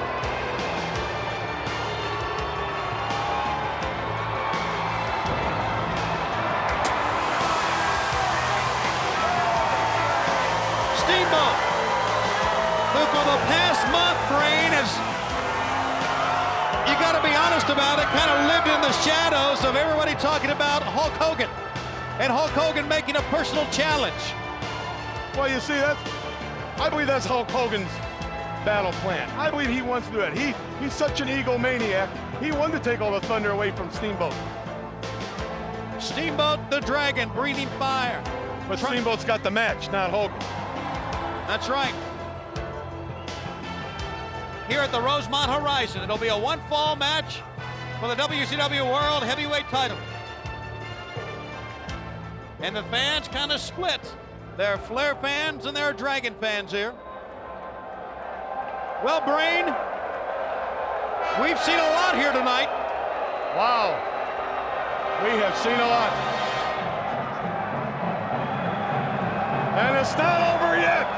The man that walks the aisle. 11th time heavyweight champion of the world. A man who knows this city very, very well. He He's Babe Ruth. Red Grange. Kareem Abdul-Jabbar. Jack Nicklaus. Gretzky, all rolled into one. And each and every time, there has been Ricky Steamboat to stand in his way with every title. And you can throw in Hugh Hefner. Here we go to Michael Buffer. And now, ladies and gentlemen, this is the featured event of the evening, brought to you by the WCW, sanctioned by and under the supervision of the Professional Boxing and Wrestling Board of Illinois Department of Professional Regulation. Chairman of the board, Philip Siegel. Executive Secretary, Nick Parasotis. Supervisor of Athletics, Frank Liana. Our physician at ringside, Dr. Donald Corsello. The timekeeper, assigned by the state of Illinois, Joe Moriello. And when the bell rings, the man in charge of the action, referee Nick Patrick. And now, ladies and gentlemen, the moment the world has been waiting for. From Chicago, Illinois, let's get ready to rumble!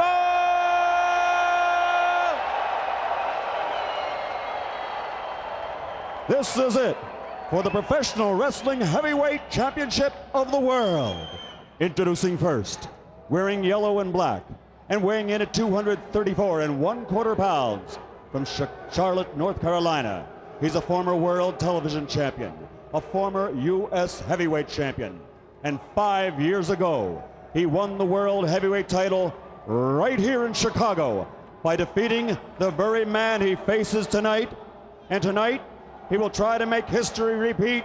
Ladies and gentlemen, the challenger and former heavyweight champion of the world, Ricky the Dragon Steamboat.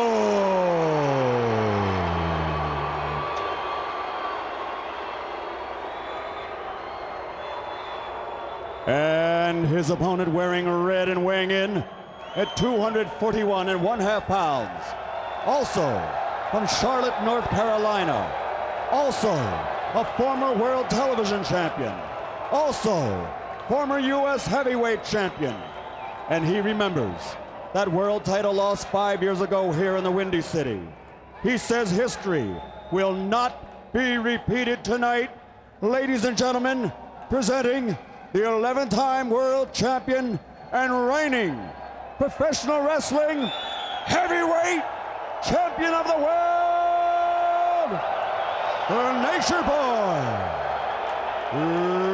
Ric Flair.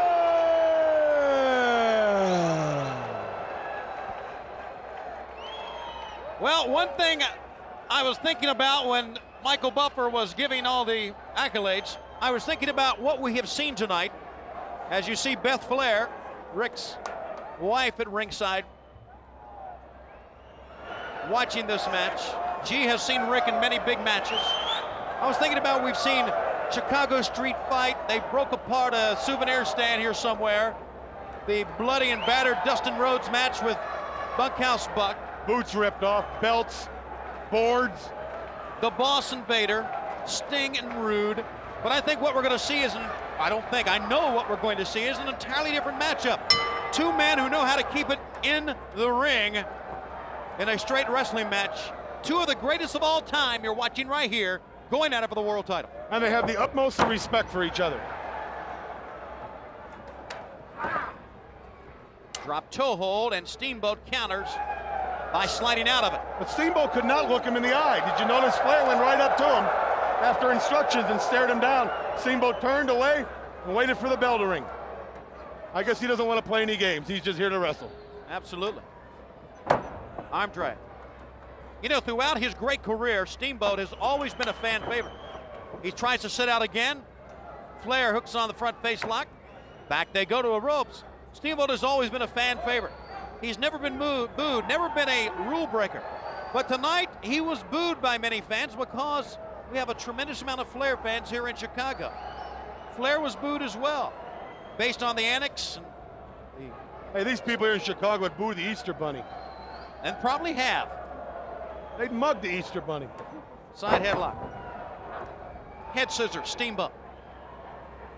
But there's no question that every road that Flair has taken, as far as single titles are concerned, Steamboat has been there at the end of the road somewhere. Well, I don't think they booed Steamboat out of disrespect. I think they booed him out of the respect they have for Flair. I agree with that.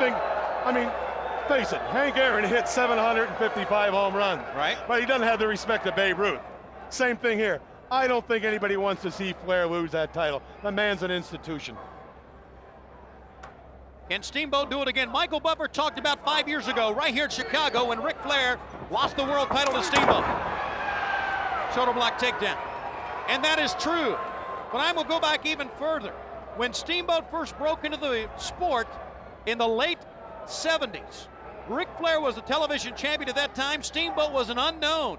Flair, once again, let his ego get in the way, agreed to face Steamboat for the television title. It was on television. Steamboat won his first title. Well, I remember when he started, because I was wrestling in the AWA at that time, and Steamboat went to Vern Gagne school, and he was highlighted. They swore greatness for this man. They knew he'd be a world's champion someday. And even Vern Gagne said it himself. He says, this man will be a world's champion in a couple of years. And he was. You're exactly right. He became the world champion in '89. I mean, I was there, and he was Rookie of the Year. I mean, he's done it all. But do they want to see Flair lose? No.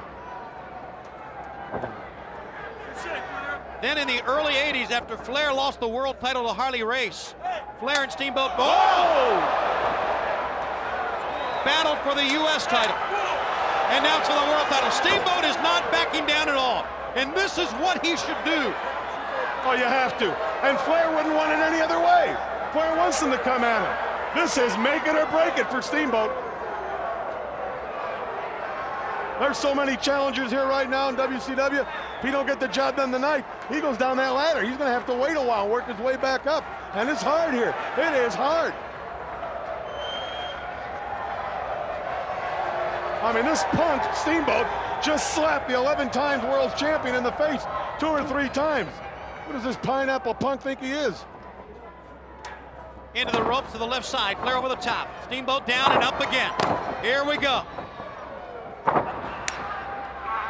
Steamboat!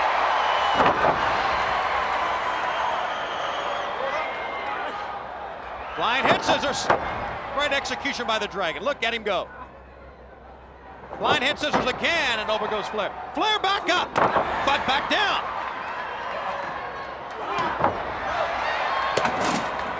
And Flair on the outside. Steamboat's going after him. Look at that. I know what he's going to do. He's going to throw him back in.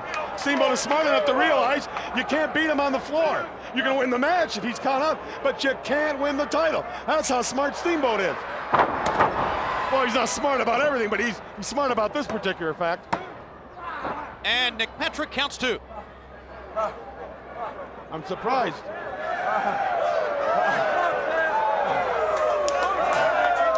That's the champion. He's taking his time. He's relaxing. He's trying to get the cobwebs together. Look at that.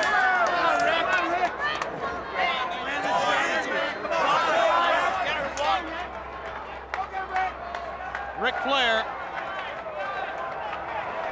Steamboat once again holding his spot in the ring as Flair walks on the outside.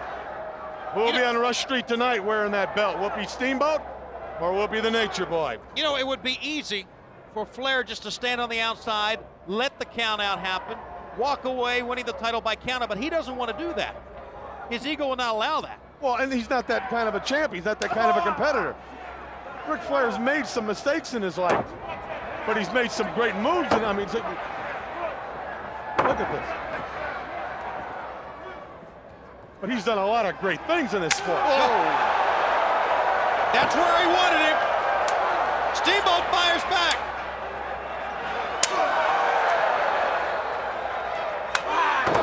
Down goes Flair. Oh, here we go. Come on, you leave it. Whoa, hold on, whoa. Watch it, you watch it. Hey, I'm telling you, you better watch this. You hit me. Flair, don't make a mistake. Don't make a mistake. Look, he's smart enough now. He's out there regrouping himself. He realizes he's on the edge. He's realizing it could be another couple seconds and bang, he nails the referee, he's disqualified. He knows what he's doing. No question about it. Counting to 10. That breaks the count. When Steamboat pushes up against the referee, he'll start the count again. Well, Steamboat doesn't want to win the match that way. He wants to win the title. That's why he breaks the count, you're right.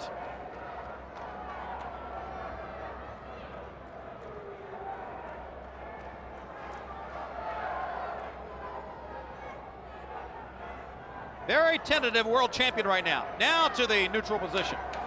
Side headlock takeover. Steamboat keeps him off his feet. But Flair immediately gets back up. Up. Steamboat holding on. Nicely done by the challenger. That's not legal. That's not legal. He used the ropes. Didn't he run up the ropes, kick off, and use the ropes? Thank you. Yeah, yes, he did. And we don't have to go in front of Judge Wapner to get a verdict on this one.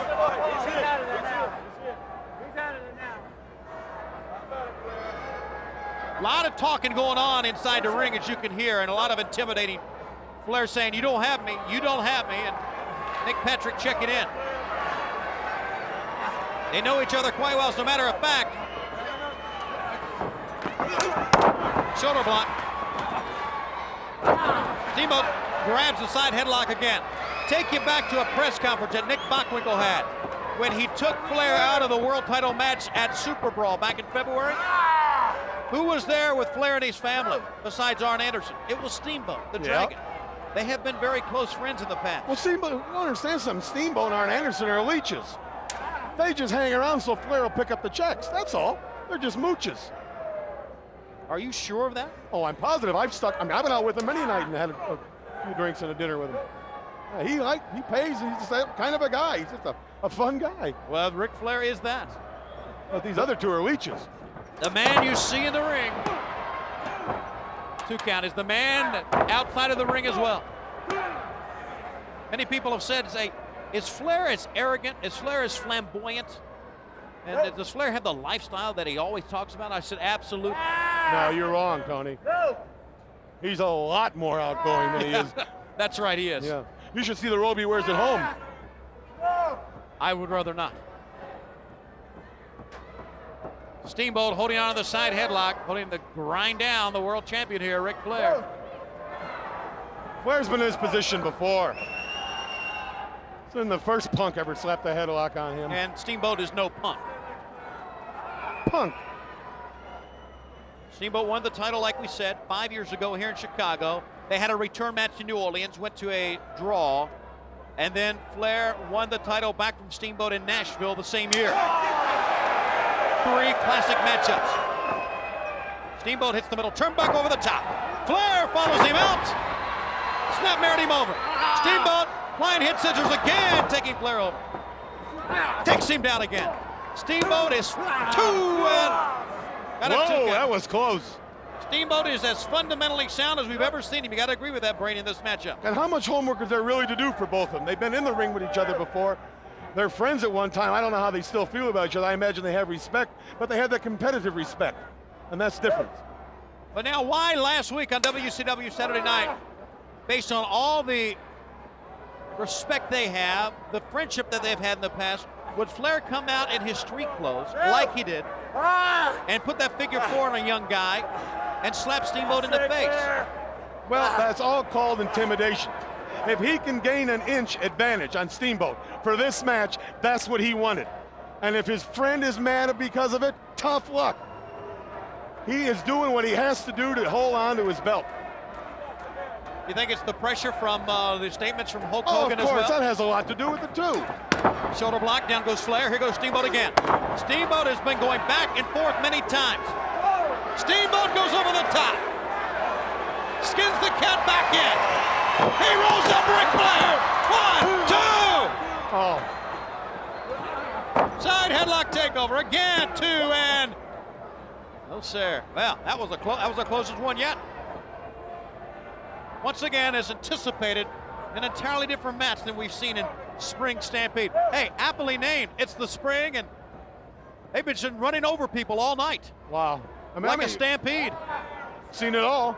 Yes, sir. And there you see our great crowd on hand. We are right outside of Chicago, Rosemont, Illinois, the Rosemont Horizon, right near O'Hare Airport.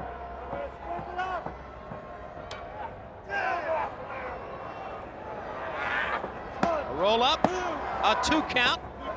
It looks to me like Flair is letting Steamboat hang out of his headlock.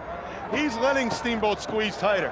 So he's sapping Steamboat's energy is what he's doing. You watch, the next couple minutes, Flair's gonna take over this match. I wouldn't doubt if he slaps that figure 4 on, and it's all over. All right, side headlock. Both men are known for endurance and conditioning. Both men are very similar that way. Both men are fundamentally sound. It's been a fundamental match so far. And I wonder, as longer the match goes, let's say it goes to the 30-minute, maybe 45-minute mark, who has the advantage, Brain? I don't, I got things to do. In the ring, what wrestler has the advantage in the ring? Well, that depends on conditioning. Who's in the better shape? That's what I said. Well, see, you're right. You agreed with me. Never mind. You talking to me? I was. The advantage goes to Flair. He's got the title. Thank you. Don't mention it. Tried an atomic drop at Steamboat, braced the legs nicely. Flair goes now to the midsection, got the knee in. Steamboat is hurting now. And Flair chops away. Flair hits the ropes. Steamboat goes down. Here goes Flair again. Drop toe hold Steamboat, nicely done. You know, I've never understood. What was that on your shoulder? What? Go ahead. I've never understood why all Flair's opponents never have gone after Flair's legs. Flair cannot put the figure 4 on you if his wheels are all banged up. But they never go after Flair's legs. Explain that to me, Mr. Schiavone. That's why you're the brain. That's why you are you are the most successful manager in our sport, I guess. Yes. Larry Zbyszko talks about being a legend. He is. I'm also a legend in this sport. You don't believe me? Ask me. Are you a legend in this sport? Of course. Are you deaf? I just told you I was. Back to the corner. Nitwit. Flair driving the shoulder, and you can see that one coming. But I don't think there's a bigger legend any place than that man right there, the Nature Boy Ric Flair. Determination on his face as we look up at him right above us. Nick Bockwinkel is back out here, the WCW commissioner, after stripping the boss of his name and his nightstick. Back. What I tell you, only a matter of time. Only a matter of time. Flair came out of that corner knowing Steamboat would backdrop him. Then he got up slower than usual, setting Steamboat up for the drop kick, and it worked. It truly is a human chess game. And you are seeing 2 of its greatest players right here. How would you like to take one across the chest like that? No, thank you. Nick Patrick telling Flair to get out of the corner. Watch him back there. Moving Nick Patrick back around him, and Flair getting the fist illegally to the bridge of the nose. He put the referee exactly where he wanted to put him. Here we go, right above us again.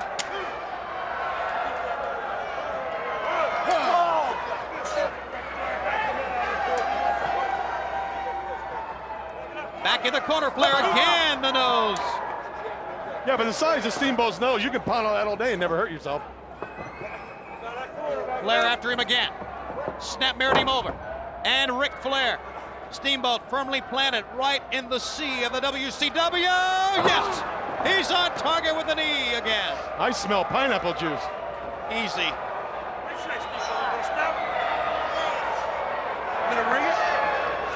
Spring Stampede. You see the size of the arms on Aaron Neville? He could get in the ring, and I'm surprised he didn't get involved in the street fight. 15 minutes have gone by in this world title matchup.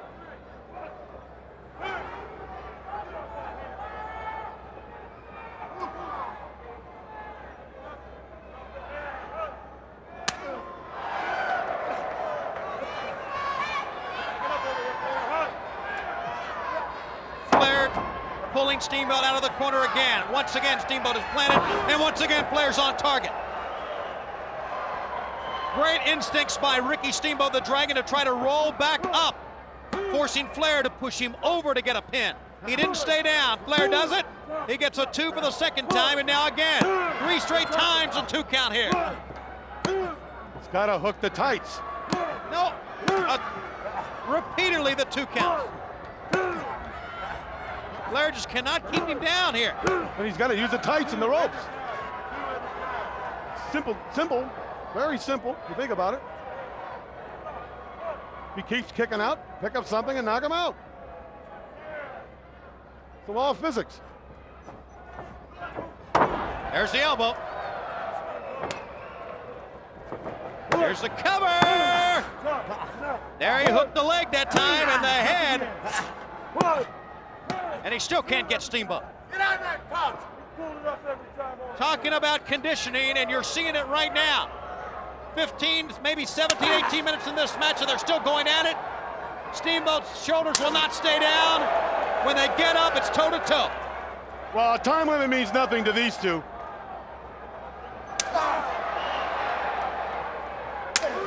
Wow. Flair's down. Now you know he's not cowarding away. He's not a coward. He's pulling Steamboat back to the corner. Oh, yes. He wants Steamboat against the ropes, and that's where Flair's caught. Flair ducked. Out they go. Steamboat hip locked him over. No, Nick Patrick says match continues.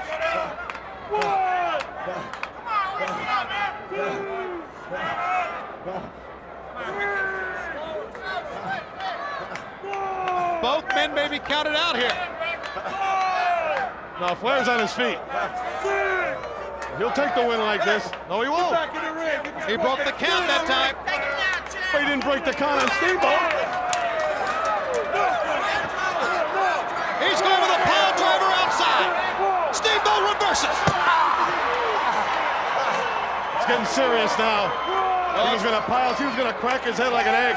It's been serious. It's been serious since 7 o'clock Eastern time. But I mean, with these two, they've been trying to really go by the rules as much as they can.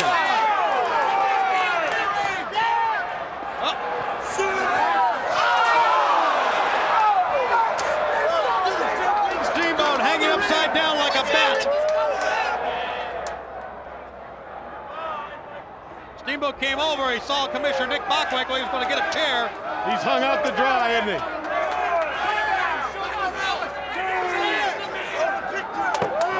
See, but Flair is so smart. He wants him in that ring. He wants to beat him in that ring. He knows nothing can accomplish on that floor.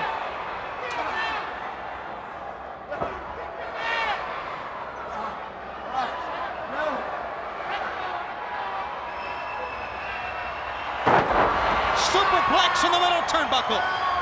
Oh, they hit hard. And now Steamboat covers. No. 2. You know, Flair has that history. He's got that bad back everybody knows about. Flair upside down and down to the floor. Steamboat's been bouncing Flair around this building like a rubber ball. If Jordan could dribble like that, he'd still be playing. Uh-oh. Steamboat taking flight again. Ricky Steamboat right now is in command of this match. And the challenger, wanting to become world champion for the second time in his career. Now they've done enough pounding. Now it's time for Steamboat to get in there and slap a hold on, a submission hold. But is he that smart? Oh, but he'd be suckered in once again. Once again, Flair inching back to a corner. The master. 20 minutes gone by, 20 minutes. 20 minutes gone by in this world title match. The maximum time is 60 minutes.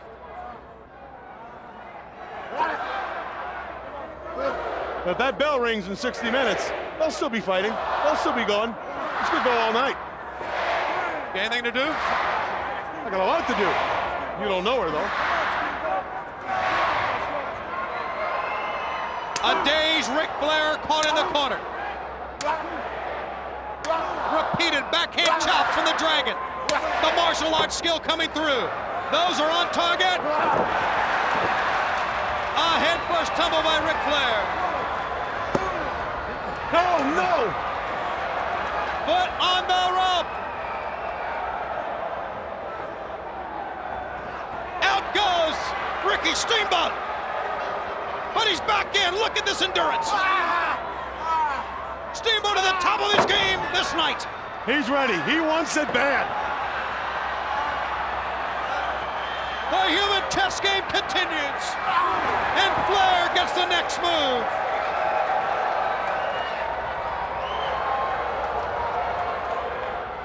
The 11-time world champion showing his endurance. Steamboat caught the leg. Steamboat caught the leg. Steamboat's going for the figure four. He put the figure four on him. Steamboat's got the figure four on Flair. Imagine being beaten by your own hole, Tony. 11-time world champion, defeated with his own hole twice in Chicago. This is unheard of. This is history. How much pain can you take? We're gonna find out, because he's got it locked on. Grab the ropes, Rick. Roll to the ropes. That's what you gotta do. Roll to the ropes. Steamboat, you take a go. Flair almost got himself pinned. They got him standing. They're standing here at the Rosemont. But Flair knows what to do now. He knows he's got to get to those ropes. He can't get out of it. He can't find his way out of it. He's trying to, and Steamboat's cranking on it. Oh, to be beaten with your own hole. Twice He's in the almost same there. town. He couldn't get there. No, no, no. Come on, Rick. He's pulling Flair back. It could be over right now. What a brilliant move on Steamboat's part. Oh, what a match. Come on, Rick. Get there. He's there. He's there. No, he's No, not. he's not there. Damn it. I thought he was there. Easy. He got him in the face. I guess if you're the master of the figure four, you're also the master of getting out of it and the master of holding the pain away, of not submitting, and that's what we saw. As you look at Steamboat, Flair is trying to pull himself up in the ring. Flair's having trouble standing. Yep. He's holding on the ropes. Steamboat now probably should go right back to the leg again. Well, left knee, he's really favoring it. But it's Flair on the offense, believe it or not. It's not hard for me to believe. After taking that punishment, Flair's on the up. Can he hold him up? No. No, he couldn't do it. Oh, no, Tony, One, no. two, and up. No, Sarah, two. Flair snaps him over. Steamboat reverses the counter. Flair out of it. Flair, one, two. Steamboat bridging up.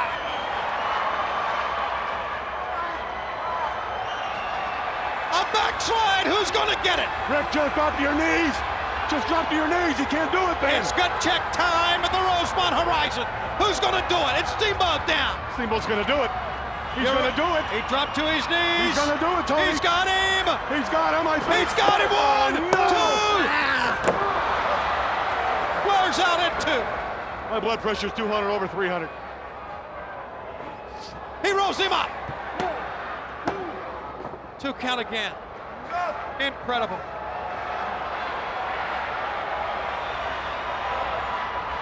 Can you hear what Steamboat's saying?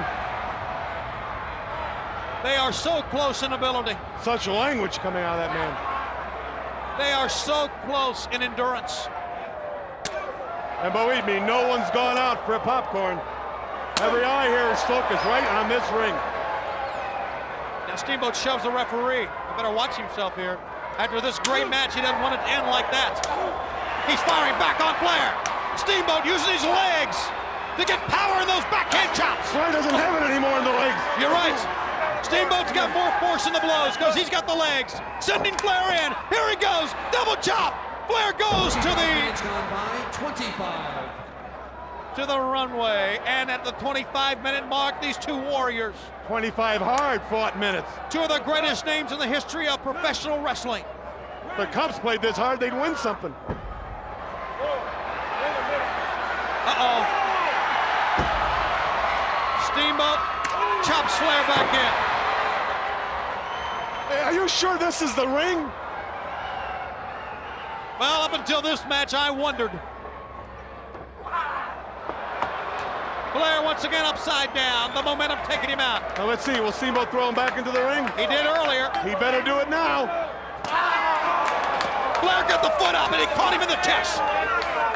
You're right. Rick. Get up and get back into the ring. He means nothing to you on the floor. Do you understand that? Get in the ring. Easy there, Coach Brain. I'm not coaching. You know, Tony, it's in you. It's in your blood. Now what's Flair going to do? Steamboat is down. Flair's going back in the ring apparently here. Watch out.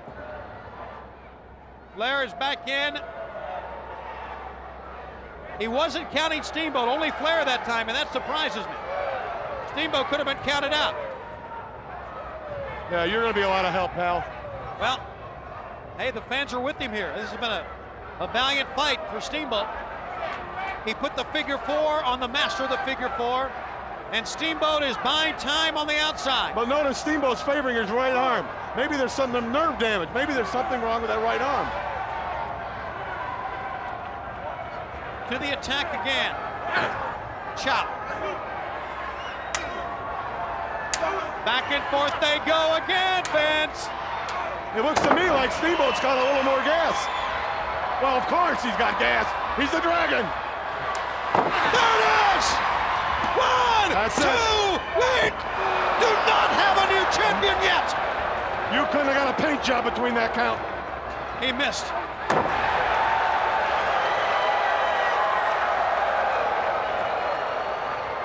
Flair doesn't know where he's looking. Flair walked right away from him. Flair is staggering.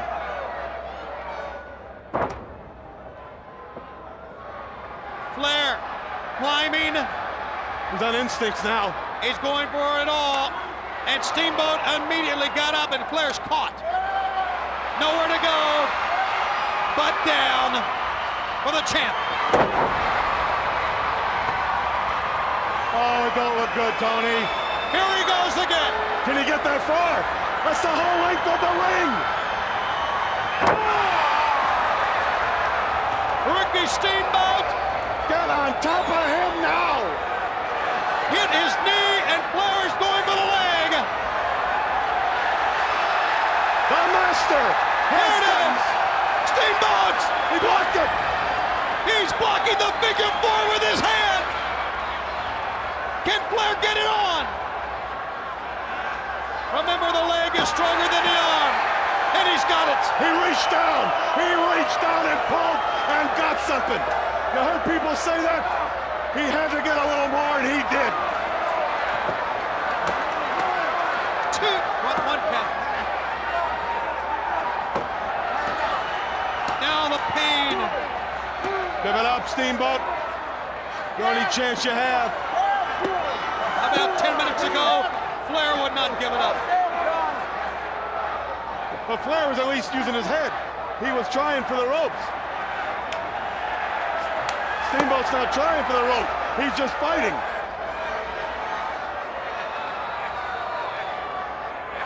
The figure 4.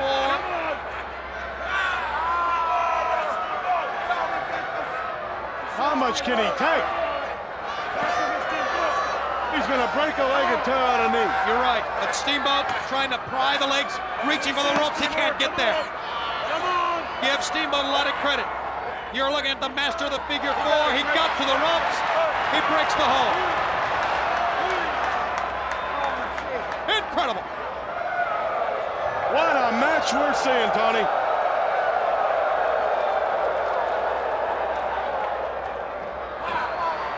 Flair back to the point of attack once again, the knee. See, Steamboat tried to do all his high aerial maneuvers. He should have gone to Flair's legs. That's when he did the most damage to Flair. 30 minutes gone by. 30 minutes here we go. remain the time limit. He rolls him up. They're standing, but he got it too. No, two. Oh, he brought him off the feet that time. I got a funny feeling. I don't like this. Here in the Rosemont Horizon. Backslide Flair, and again. No, Flair's out. We are at the 30-minute mark of this grueling world title matchup, and it's everything we all thought it would be. Between two of the greats. This has been a great pay-per-view. It's been tremendous.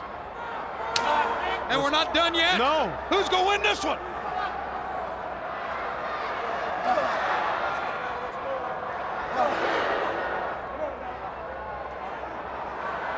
Steamboat! Flair's gonna take him to the floor.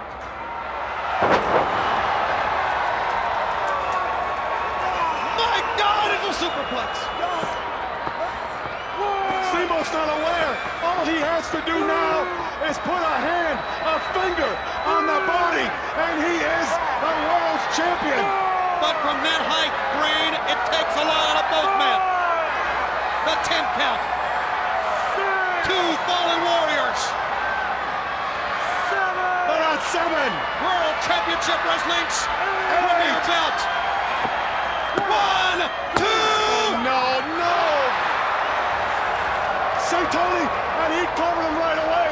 He'd be world champion right now.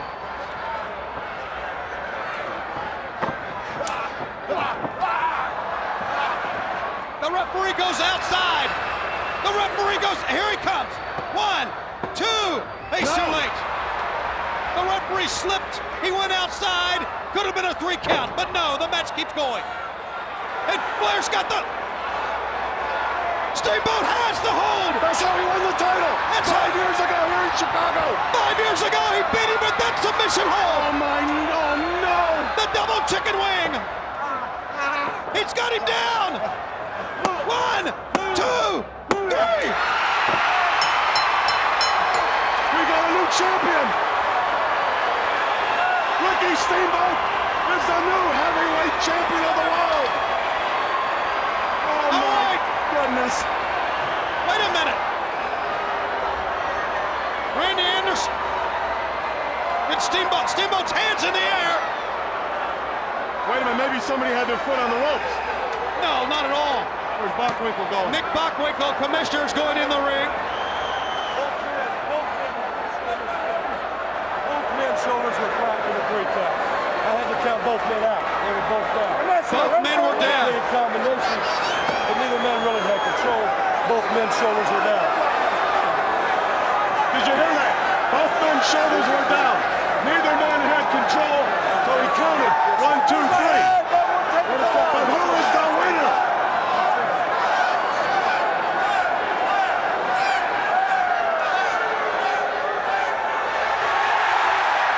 It's Ric Flair. And still champion.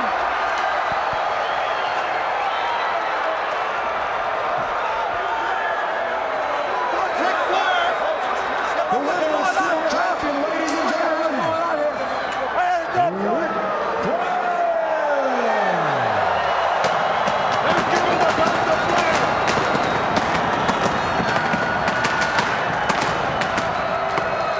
Ric Flair retains the WCW World Heavyweight title. Now Nick Bockwinkel. There's what it's all about. The WCW World Heavyweight title belt. Flair and Steamboat. Now, if we go back to Spring Stampede, we know that both men, and we knew this coming in really, Brain, both men are in great condition. Both men can go a long, long time. And we have plenty of time left in this television program, our 2-hour edition. Here 1 week before Slamboree, Flair and Steamboat decided all quickly a 2 count. Steamboat rolls him over, he's got a 2 of his own. And this thing also could go real quick, Schiavone. It could. Exactly. You better have some backup matches ready. As a matter of fact, I would think that both men would like it to end quickly. They would not like to get into a physical matchup because just think, they have to face a member of Colonel Rob Parker's stud stable. He put the money up in just about a week. So I think a short match would benefit either one. Well, only one really wants it to end quick. Who's that? The winner. Yeah. Yeah. Steamboat wouldn't want it to end quick. But he's going to be the loser. You think he's going to be the loser? Flair's just been there too many times. He's been to the mountain 11 times. Actually, I think really, upon looking at the videotape, I really think Steamboat won that match. Well, at the beginning of the match, he did take over. He did slow the pace down. He worked headlocks on Ric Flair. He slapped him around a little bit. He did set the tempo for that match. But I still contend that Nick Bockwinkel handed the belt to the champion like he should have done. This thing shouldn't be taking place. It's a waste of my time. What else you got to do? Nothing. From the neutral position now, Flair quickly slaps on a side headlock, reverses into a hammerlock. Steamboat just trying to run out of it, and he reverses. Flair drop toe hold out of it. Into a front face lock. Steamboat spins out of that with a hammerlock.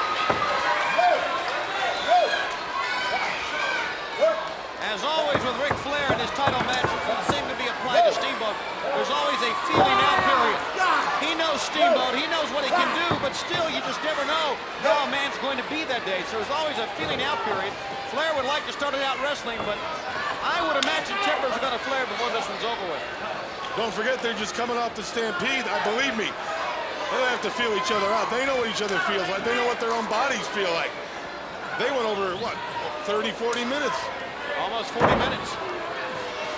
Single leg pickup by Flair. Reverses into a half crab there. But Steamboat, notice how he counters, getting up on one knee. Well, they know each other so well, you know. And Flair knows Steamboat, Steamboat knows Flair. I wonder what Arn Anderson's doing. I wonder what he's thinking about right now. These are both his friends out there. Well, it was Double A Arn Anderson. Harass Ric Flair as Flair goes down to reunite the Four Horsemen. We heard it right here in an interview with Mean Gene Okerlund.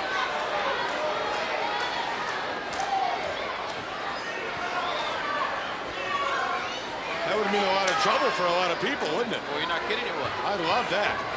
Neutral position. Into the ropes goes Flair. Shoulder block, down goes Steamboat. Steamboat netting. Oh, he's going to throw him on the stands.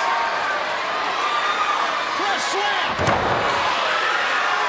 The power of Ricky Steamboat, and Flair is down. I'll tell you how powerful he is. He never got him good. Now he did. That's right. He never got him good the first time. He muscled him up and put him right where he wanted to put him. Don't need to describe that pain. Right in the kidney area.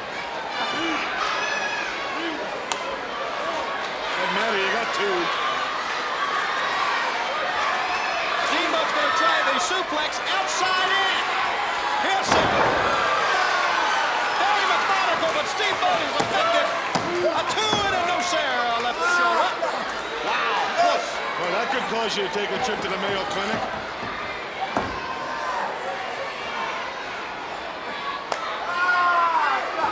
The armbar is on, and Steamboat has been content with keeping Ric Flair down on the mat.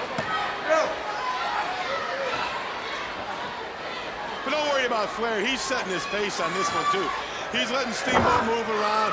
He's letting him exhaust his energy. But Steamboat doesn't run out of gas that easy. He's a lot like Flair. They can go all night.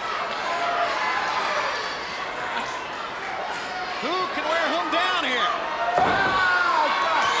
I think it depends on who has the advantage most of the match. We have a guest. Colonel Rob Parker, I guess somebody's going to get that money that he has offered to put the title on the line for his man, whoever his man may be. I'd sure like to count that money just to make sure he didn't get shortchanged at the bank. Flair now. Steamboat sends him down the right shoulder block. Andre takedown.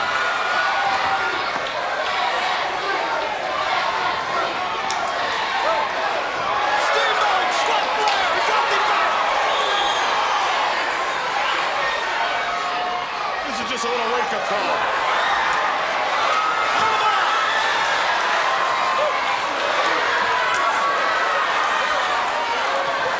Irish whip to the ropes. Here goes up.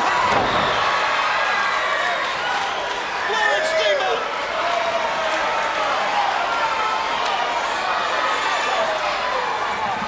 There's a smart man. He's taking his time now. He's letting Steamboat cool down. Steamboat was on a roll. He was warm. He was ready. He was hyper. He was dictating the match. Flair is letting Steamboat cool down now. This is to Flair's advantage. You know, it is a smart move by Flair, but it's equally a smart move is the one that is keeping Steamboat in the ring, not to go down on the floor. Well, he can't beat him on the floor. He's got to beat him in that ring. Neither man has that World Heavyweight title belt. One man will walk away with it here, and you're seeing this exclusively on TBS and Saturday night. And fans, don't forget Slamboree and the Great Legends, who will be appearing in Slamboree a week from tomorrow night. Two of these men are legends as well.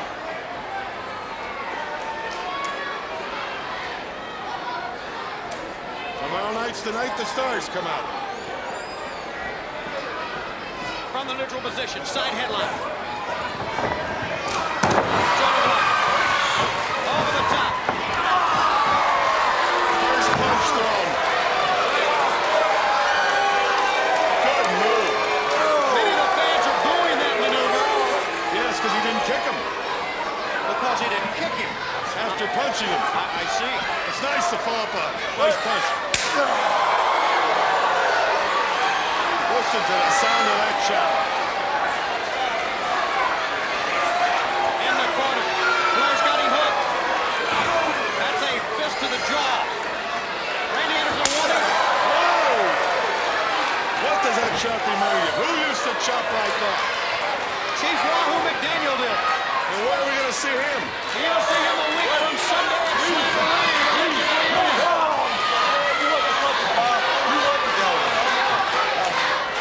I said tomorrow night the Stars come out, I'm open my party. You have a party every weekend. I do. Steamboat's caught in the corner, nowhere to go, and Flair's working him over heavily. You know, that wouldn't hurt to rearrange Steamboat's face a little bit. Not a very good-looking guy. We have to take a commercial break. Should the match end during the break, we'll show you the ending. If not, come on back with us. Flair and Steamboat. We are back with you, Tony Schiavone, Bobby the Brain Heenan, along with me, Gene Okerlund. Ric Flair has turned this, what was at the beginning, a scientific wrestling match into somewhat of a brawl here. Oh, let me tell the people what happened while they were gone. Steamboat's been down on his knees begging for the last couple minutes, telling the referee to keep Flair back. He's had enough. He's embarrassed. He knows he can't beat him. That's what's been going on. No, watch out. Unlike Steamboat, who stayed in the ring, Flair on the floor outside.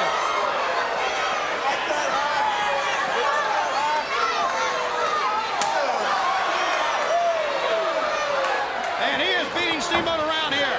Throws in after him. Flair on top of his game now. He's got a pinning combination and got a 2. Steamboat just rocking out of it.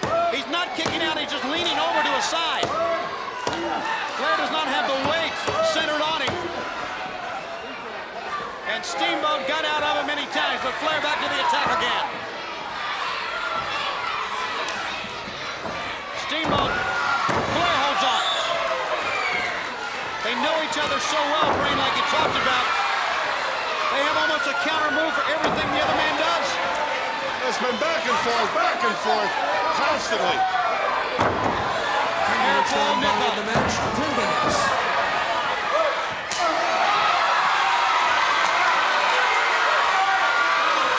Steamboat unloading on Flair's caught in the corner now. This is where Steamboat has to really kick it in. He wasted some time on the turnbuckle and paid for it with an inverted atomic drop. Steamboat's in trouble. He's in more trouble than he looks. When he went out of that ring, that took a lot out of him. Wow. Oh. Bunkhouse Buck would like a punch like that. So would Johnny B. Bad. So was your mother-in-law. You may be right.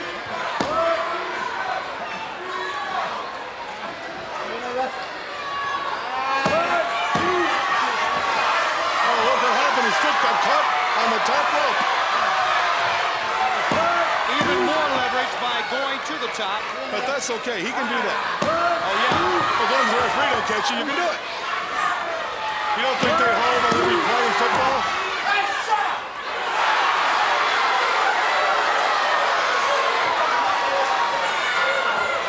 Like Flair's getting a little nervous now. He realizes he could walk out of this ring not the champion of the world. Well, he is immensely popular, as is Steamboat.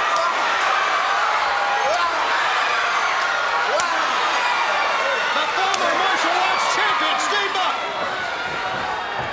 Sends Flair in again. He's setting him up here.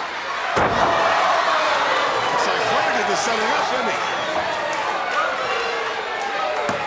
Flair, he was trying to measure Steamboat for the knee. But he didn't rush anything. He's such a professional. But that can happen. By not rushing, he wasted too much time. Steamboat Steamboat, the first man up, picked up in a scoop slam. Flair falls on him, 1, 2, and he did not get it. Wow. We got an old barn burner here, gang.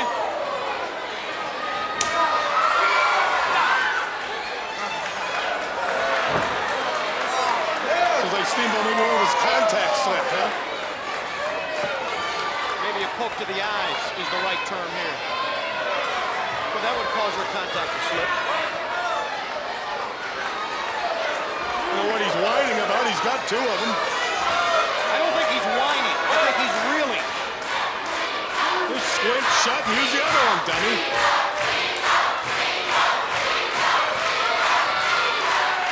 Very quickly, while Steamboat's on the outside, what about the interview from Cactus Jack and Kevin Sullivan? Apparently together, forming a bond, a union against the Nasty Boys.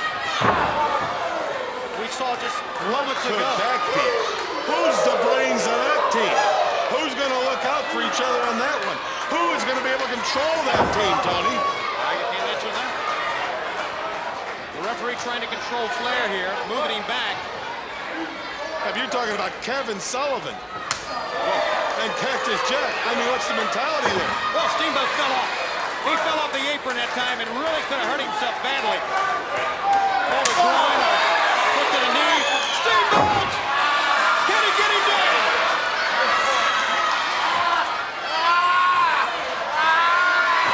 He got him! This could be it. It is not.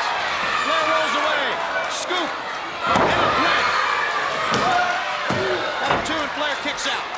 Look at Steamboat here. He's got a burst of energy.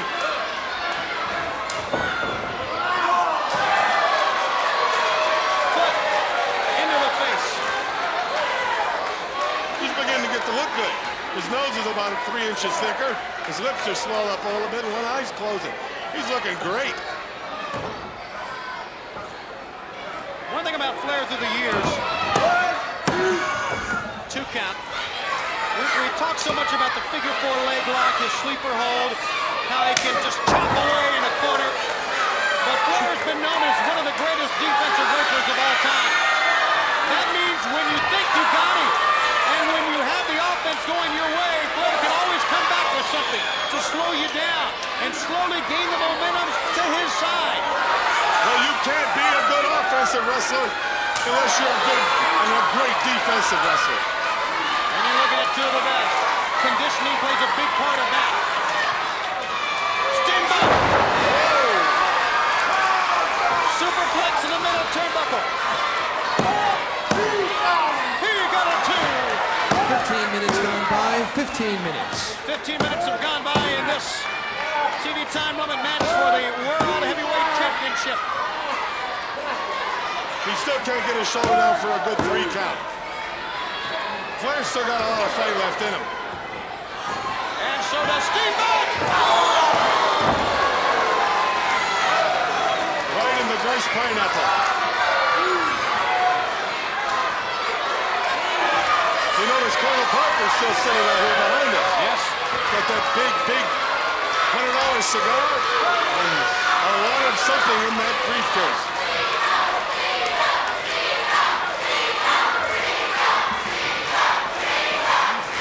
He's good. He has an investment. There's his ticket to ride. 2 count. You see the size of that briefcase, Tony? That briefcase is that big.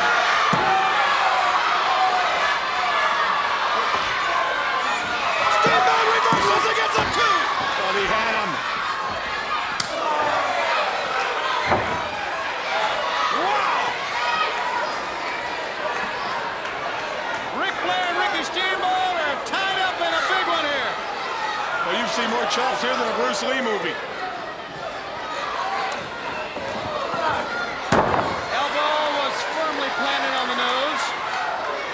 Steamboat, what amazes me about both Steamboat and Flair is their ability, and we've talked about it a lot, I know, but to come back. Steamboat looks like he's about hung out to dry here. But you don't know if Steamboat's setting him up. That's right. Now Steamboat's hurt. The laces of the boots and the shin across the forehead. The forehead.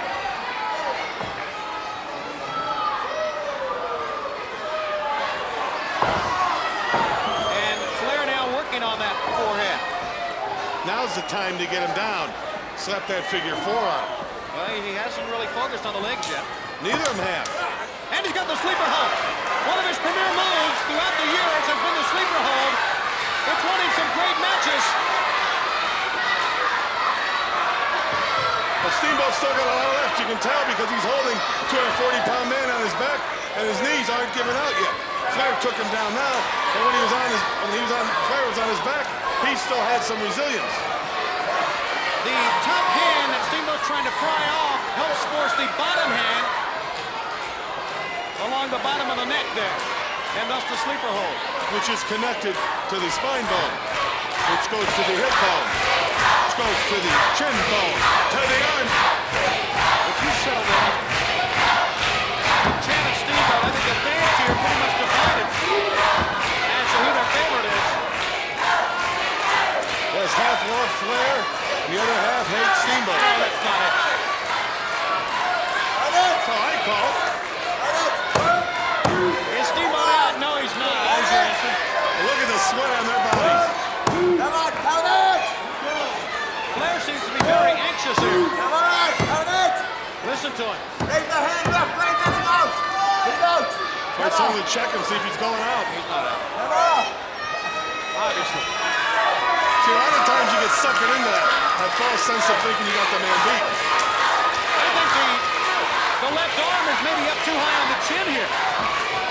Should be more across the throat, the Adam's apple. Yes, part. the carotid artery, as they always say.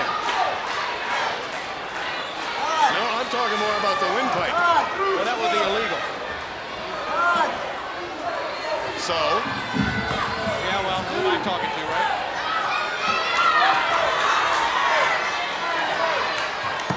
No, he's okay. When the hand hit the mat that time, I think it gave Steamboat a little jolt of adrenaline. I know what Steamboat's doing. He's holding on to the referee's pants there so he can't raise his hand. Steamboat knows he's going out. He can feel it now. I mean, he's counting sheep right now. Or pineapples. Steamboat's back up. Reaching for those golden locks.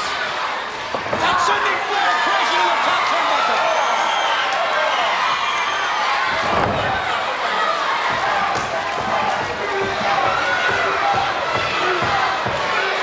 Minutes going by in the match, 20 minutes.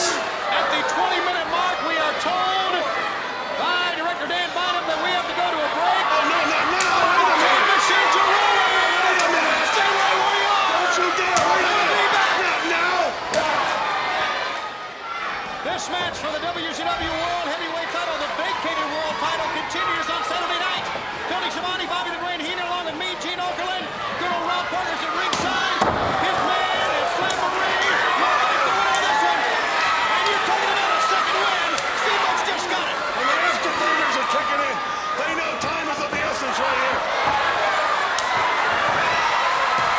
Talk about being blindsided on the highway. To the top, to the apron, to the mat, to the floor. The momentum has turned now in Steamboat's favor. Steamboat could walk out of here champion. And he's going after him this time. Last time he made a mistake. A big mistake. It cost him. He had the momentum, like you said, Brain, and that one cost him. And Flair's going to the... He hooked him. That's it. Another back. But he barely got him over. That tells me their gas is winding down. It won't be much longer. Stay on the edge of your seats. We're going to see a championship right here. The back, the weakest part of Ric Flair's anatomy. So we like you to think, maybe. Well, it's been documented. The plane crashed in '74. And that has been the weakest part. And that's what happened to Flair on the outside. The suplex on the mat on the outside that has much, much less give than the mat in the ring. But that's a gamble, because that can backfire on you like it did Rick. Flair, not Steamboat. It's Rick and Ricky. Oh, There you go. excuse me, Fred Mertz. Watch out. He walked into it. Or actually turned into it that time. What's Steamboat's kid's name?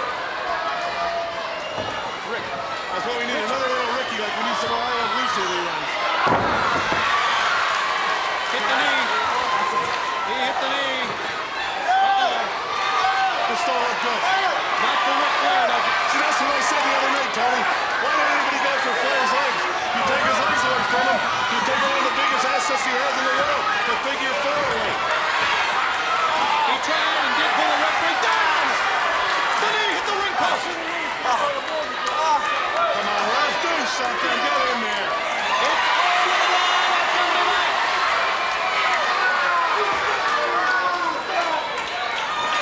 I don't think this is the way Flair planned on spinning his Saturday night. You've got to go for Flair's legs if you want to beat him. Oh, that'll turn the knee out. Working on the right leg. A splash on the leg. He smells the gold, don't he? He really does. He smells that leather. He's going to strap that belt around his waist, he thinks. Flair has got to do something. Oh, no. There it is! Is he giving up? Is he shaking his head yes? Or is he saying it hurts? I can't tell from here. He's down! 2! No! There goes the voice. What's left of it? Rick's got to roll. He's got to roll and make it to the ropes. He's got to roll on top of the referee. Take him with you. Again a 2. And again, repeated 2 counts. And Steamboat cranking on the leg. And Flair scooting out towards the rope. He's got enough. He's still got enough.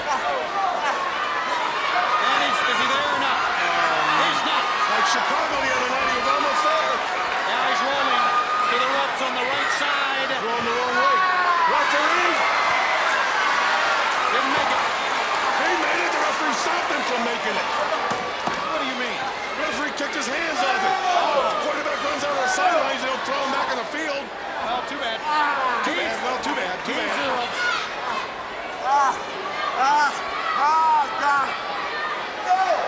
Now Steamboat needs Brain, I would think, to continue this punishment. There you go. He's got to stay on the leg. That's all he can do. Forget the bat. Forget the arms. Forget the head. Stay on that leg. That's how you're going to beat Flair. If you can. Steamboat, Flair's caught now. No defense for that. Nor that. 25 minutes gone by, 25. And Flair kicks away. You see, Flair's smart enough not to get up. Well, he shouldn't be getting up. He's still got that bad wheel. He's caught. He cannot maneuver out of the corner, and he's helpless to the chops from Steamboat. Smacking leather. He needs some breathing room. Here's a count. 2. He's got him. No. Again, 1, 2. 1, 2. We have to take a break. Oh, no, not again. Fans will be back with more of this one. Say where you are. Come on, Flair. Back Saturday nights. Steamboat up top. He took it on his knees. He landed on that left knee hard. Flair's got the knee. Tony, run and tell him that Steamboat is in his left knee. I'll hold your headset. Give me a break. I'm staying right here, and you should. I'm not getting involved, but what's right is right. You got a right to yell at Steve. Punch that in and punch the chair. You know, if you go back in time to the classic matches between Flair and Steamboat, one factor has always come into play here, and that doesn't have anything to do. Well, both knees then. It doesn't have anything to do with physical. One factor has come into play, and that's been Flair's ego. It was Flair's ego in the 70s that put the television title on the line against an unknown named Ricky Steamboat, and he lost. It was Flair's ego that gave Steamboat the title shot in '89, and he lost. It was Flair's ego that gave the belt back to Nick Bockwinkel a couple of weeks ago, and who knows what will happen here. There's been something about the Flair-Steamboat matchup. Something with his left knee. Right now, both knees are injured. Boy, this is a chiropractor's delight right here.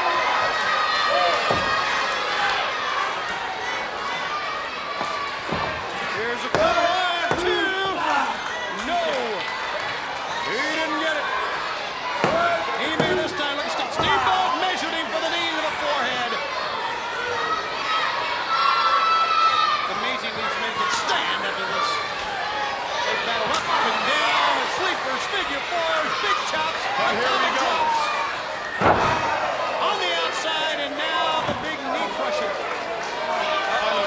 got inside. He slaps that on you correctly after hurting your leg like he has. It's over. Try for it now. Flair figure four. He's wasting no time. And the master of the figure four, who's also winning the race, has it on. Come on, ref. Ask him.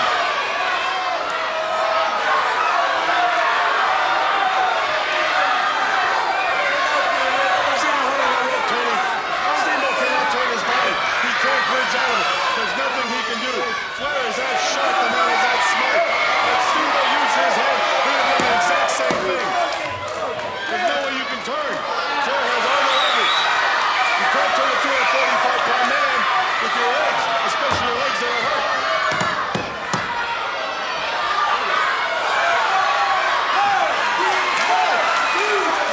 Take your time, Rick. Take your time, get out of it. Lean on him a bit. Lean on him. Steamboat cannot stand without holding the ropes. And Flair, you see the confidence in his eyes now. He knows it. It's like a pilot landing a 747. He sees the runway. He sees the lights. He's talking to the tower. Put your seat backs up and your tray tables. We're about ready to land here. Don't count the dragon out here, guys. The air dragon's out. What a maneuver by Steamboat. Flair, the first man on his feet.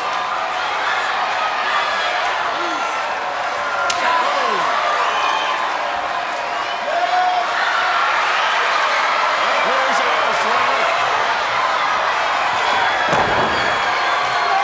Ricky Steamboat. I can't believe he's up on his feet. He is standing And he's up. walking around. Trying on heart and adrenaline only. Keeps the dragon on his feet. Back he goes. Maybe he lulled Flair to a false sense of security there. You never know.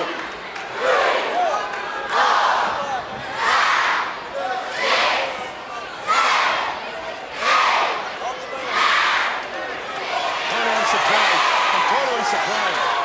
30 minutes These gone people by. here can get up 30 to 9. I minutes. didn't think they could get past 4. Flair goes upside down. He ducks out of that time. There he's up again. Steamboat is there. He caught him. Steamboat is in. Woo. Colonel Parker is soaking wet. He keeps wiping the sweat off his head. He's chewing that cigar like the tailpipe on a bus. Like a tailpipe on a... Never mind. Smoke men down. What a battle. I don't believe our fans have ever seen a battle for the world title on Saturday night like this. We've been doing this on TBS for as Colonel Rob Parker. Yeah, that's right. We're watching him. We've been having this wrestling television program on this station for over 20 years now. Never a battle like this one. Uh-oh, Tony the Sleeper. Flair's got to get close enough to those ropes or turn inside on him. Firemen carry him over. I know all this stuff. Got it on. But Flair keeps moving. And Flair's got to turn. He doesn't have it on the carotid arteries now. Flair knew what he was doing. He rolled the wrong way. He's going to roll this way. Rolling him this way, you can cover it. Put your arm across him, Rick. Well, he's saying Shabbat, he's got a lot of cobweb. But he's still got to know where he is. Knowing Ric Flair, he knows where he is. But he's wasting an awful lot of time out there.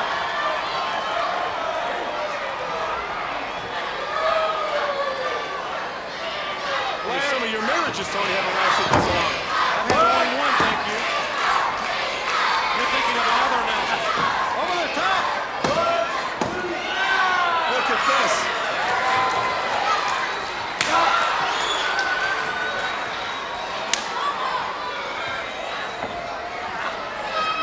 Steamboat. Boy, you know, this rain any moment now. Any minute. Any minute. One man could roll one up and it's over. There has to be a winner, right? That's right.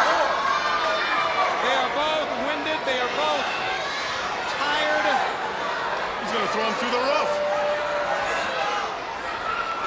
both could get killed up there as well. Oh my! Did he do it? I shut my eyes. I can't see. Did he do it? Both men landed hard. Hey, look, Flair keeps favoring his leg, his left leg, more so than his back even. Now, is that the sucker in Steamboat? I don't know. I wouldn't think you could come off that top rope with that force and not hurt your back. No. The mark of a champion. Know that ring. Know that ring like you're home.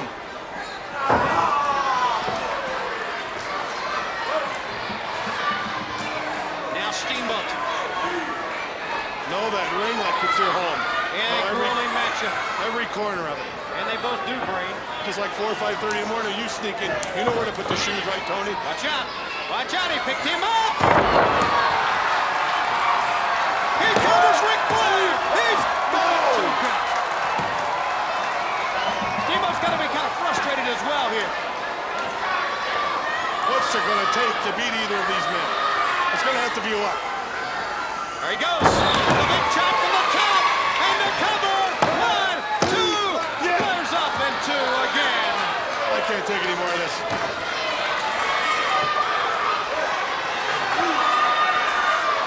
It's going to be luck. It's not going to be skill anymore. It's going to be a matter of luck who wins this one. And the double axe handle on the top. Steamboat in 2. I mean, they pulled out all stops. They've used chops, punches. They've been on the floor. You've seen suplexes. You've seen them both apply the figure 4. Slams off the tops. It's got to be luck. Off he goes. And again. Ricky Steamboat is going for the big one here. He relies so much on that, Schiavone. Ricky Steamboat is going for his crossbody block. Watch it. Got it. And he got the referee. Got him out. 1, 2, 3. That won't work, dummy. Referee's got to count. 35 minutes gone by, 35. Flair rolls up Steamboat. 2 count. When is this going to end? Small package. 1, 2. This is tremendous. Runs him into the ropes. Rolls him up. 2. Flair's got to be careful pushing up. You leave your shoulders down sometimes. Can you believe they can still stand and chop? No, I can't. Into the ropes. Oh, what a classic. Over the top, Flair goes. The foot right to the jowl. It's going to be a fluke. One of them's going to win it on a fluke. Their hands got to be tired by now. Flair just leaning on Steamboat. Now leaning on the mat. He's got the legs. 1, 2. Only a 2.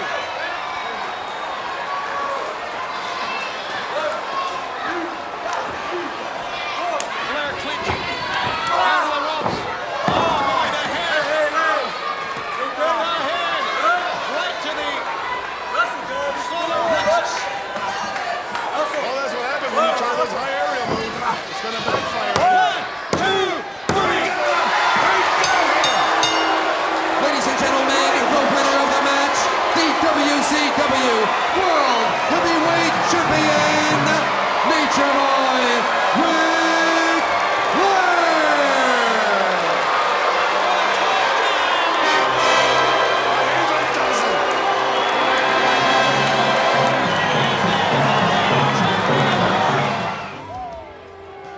As we now wait the entrance of the Nature Boy. Nature Boy Ric Flair, who will be escorted by Sensual Sherry.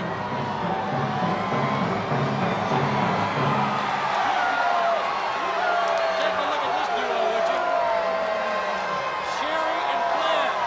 Flair and Sherry together. Oh, we got some Hulkamaniacs there in the stands here. The WCW World Champion Hulk Hogan. How about that?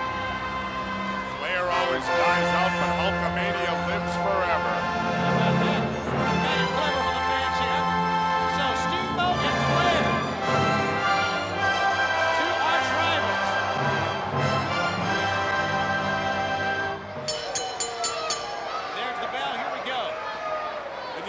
as many times as these two have wrestled each other, you're still going to see a feeling out process in the start of the match, Tony. Let me tell you why. Both guys are going to want to see which way the other guy wants to dictate the match. Hey, watch your hair going back. And Nature Boy already complaining of a hair pull out of the dragon.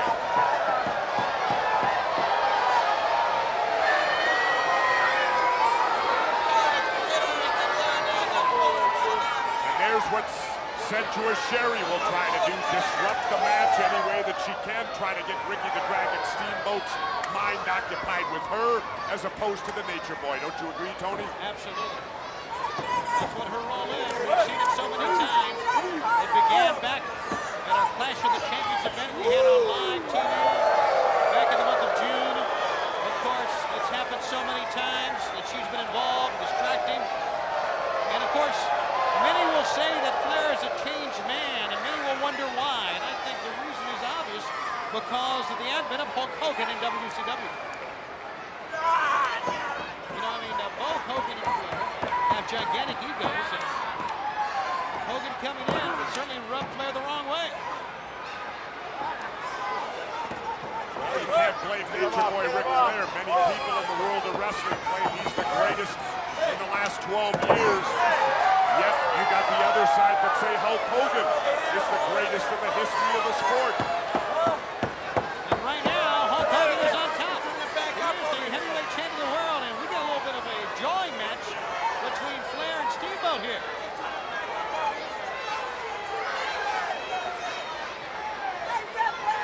You hear Sensuous Sherri down at ringside, complaining to the referee.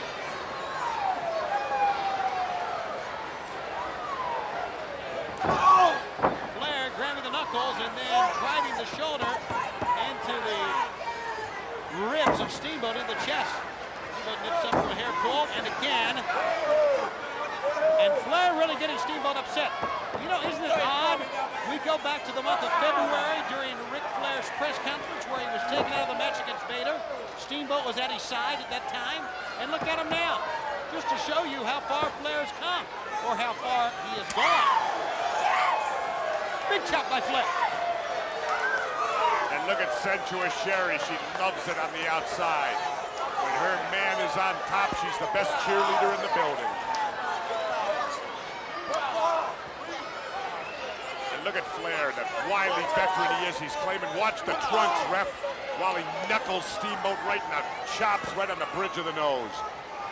The Nature Boy, Shatner takeover. Well, you are seeing one of the greatest, if not the greatest, at his best right now. Measuring Steamboat each and every blow. The thing about Flair is, if you go back to when he first started in the sport in the 70s, he has not changed his style at all. Whoa, and look at that. Look at that, Tony. Sensuous Sherri had the referee over, jawing with him on the rope. Nature Boy saw the opening, tosses Steamboat out over the top rope. Can't be a disqualification. Look at this. Oh! Now Sherri comes out and delivers a high heel kick right to the sternum. Tell you what, Sherri and Flair make one hell of a tag team, don't they? They're great.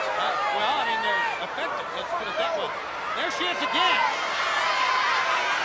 Oh, my goodness. She hit the top. Yeah, that's like her. When the man's been thrown over the top rope and is down already. Ooh, look at that shot right she's getting. Your concentration. Not a chance. Steamboat's in the front row. Somewhat. Hung up on that railing, the Dragon Ricky Steamboat facing not one, but really two opponents. She's got that nylon off, working him over. And Rick's him down the back. I'll tell you what's great about Sensuous Sherri. She is a total believer in women's lip. Gloria Steinem will be so proud of her. Unbelievable.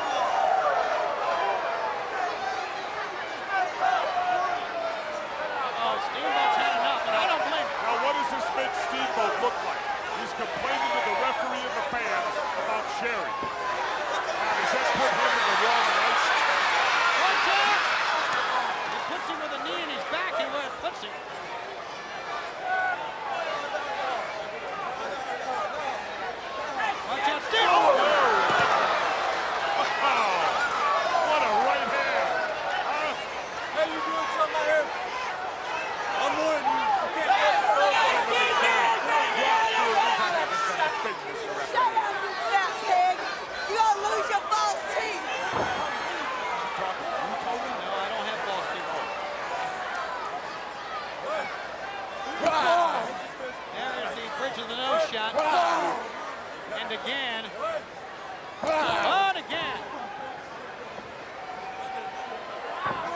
Steamboat trying to get back in the ring. He's been beaten up by Flair and Sherry on the outside. And Flair choking Steamboat. Can't believe what I'm seeing here. Nature Boy Ric Flair and Sensuous Sherry. Look, here comes Sherry, big forearm. Believe me, she's got a good right hand, Tony. I believe she could knock you out with one shot. I believe she could too. I believed it before I saw this match. And the count. Well, it's easy for Flair now to take command of the match since Sherry has been so instrumental on the outside. And the former heavyweight champion, the former fan favorite, if you will, stooping to new lows here in the main event. Steamboat finds back in the fans. The Dragon.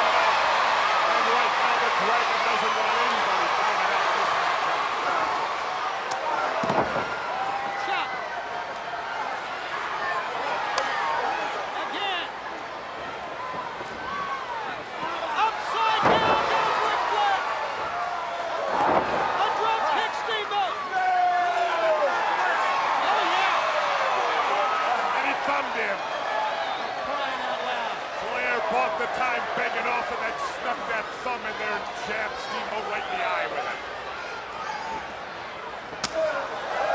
Shelton Leather now on the corner. Down goes Flair.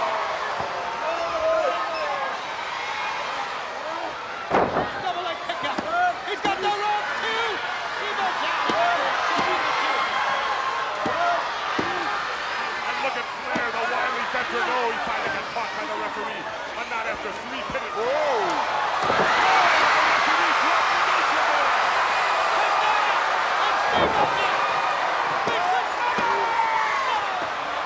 He caught Flair waltzing in and off balance and had enough push to drop Nature Boy to his back. Watch out. We got everybody moving here, including the referee.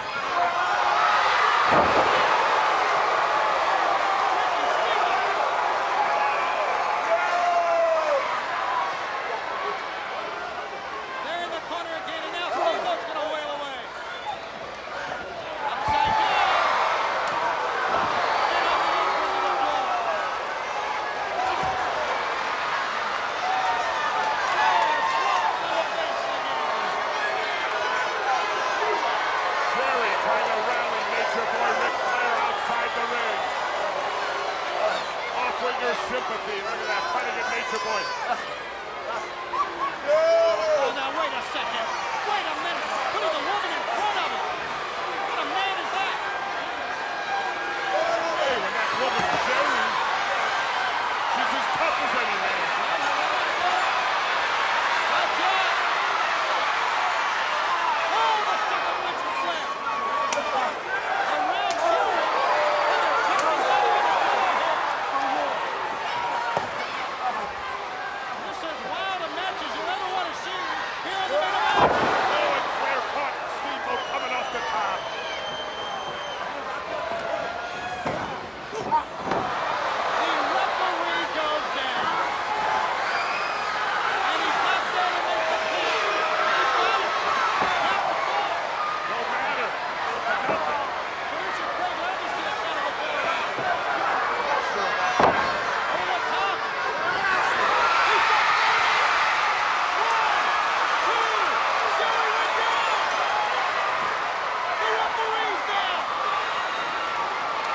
There's nobody to call anything. Cody, get in there.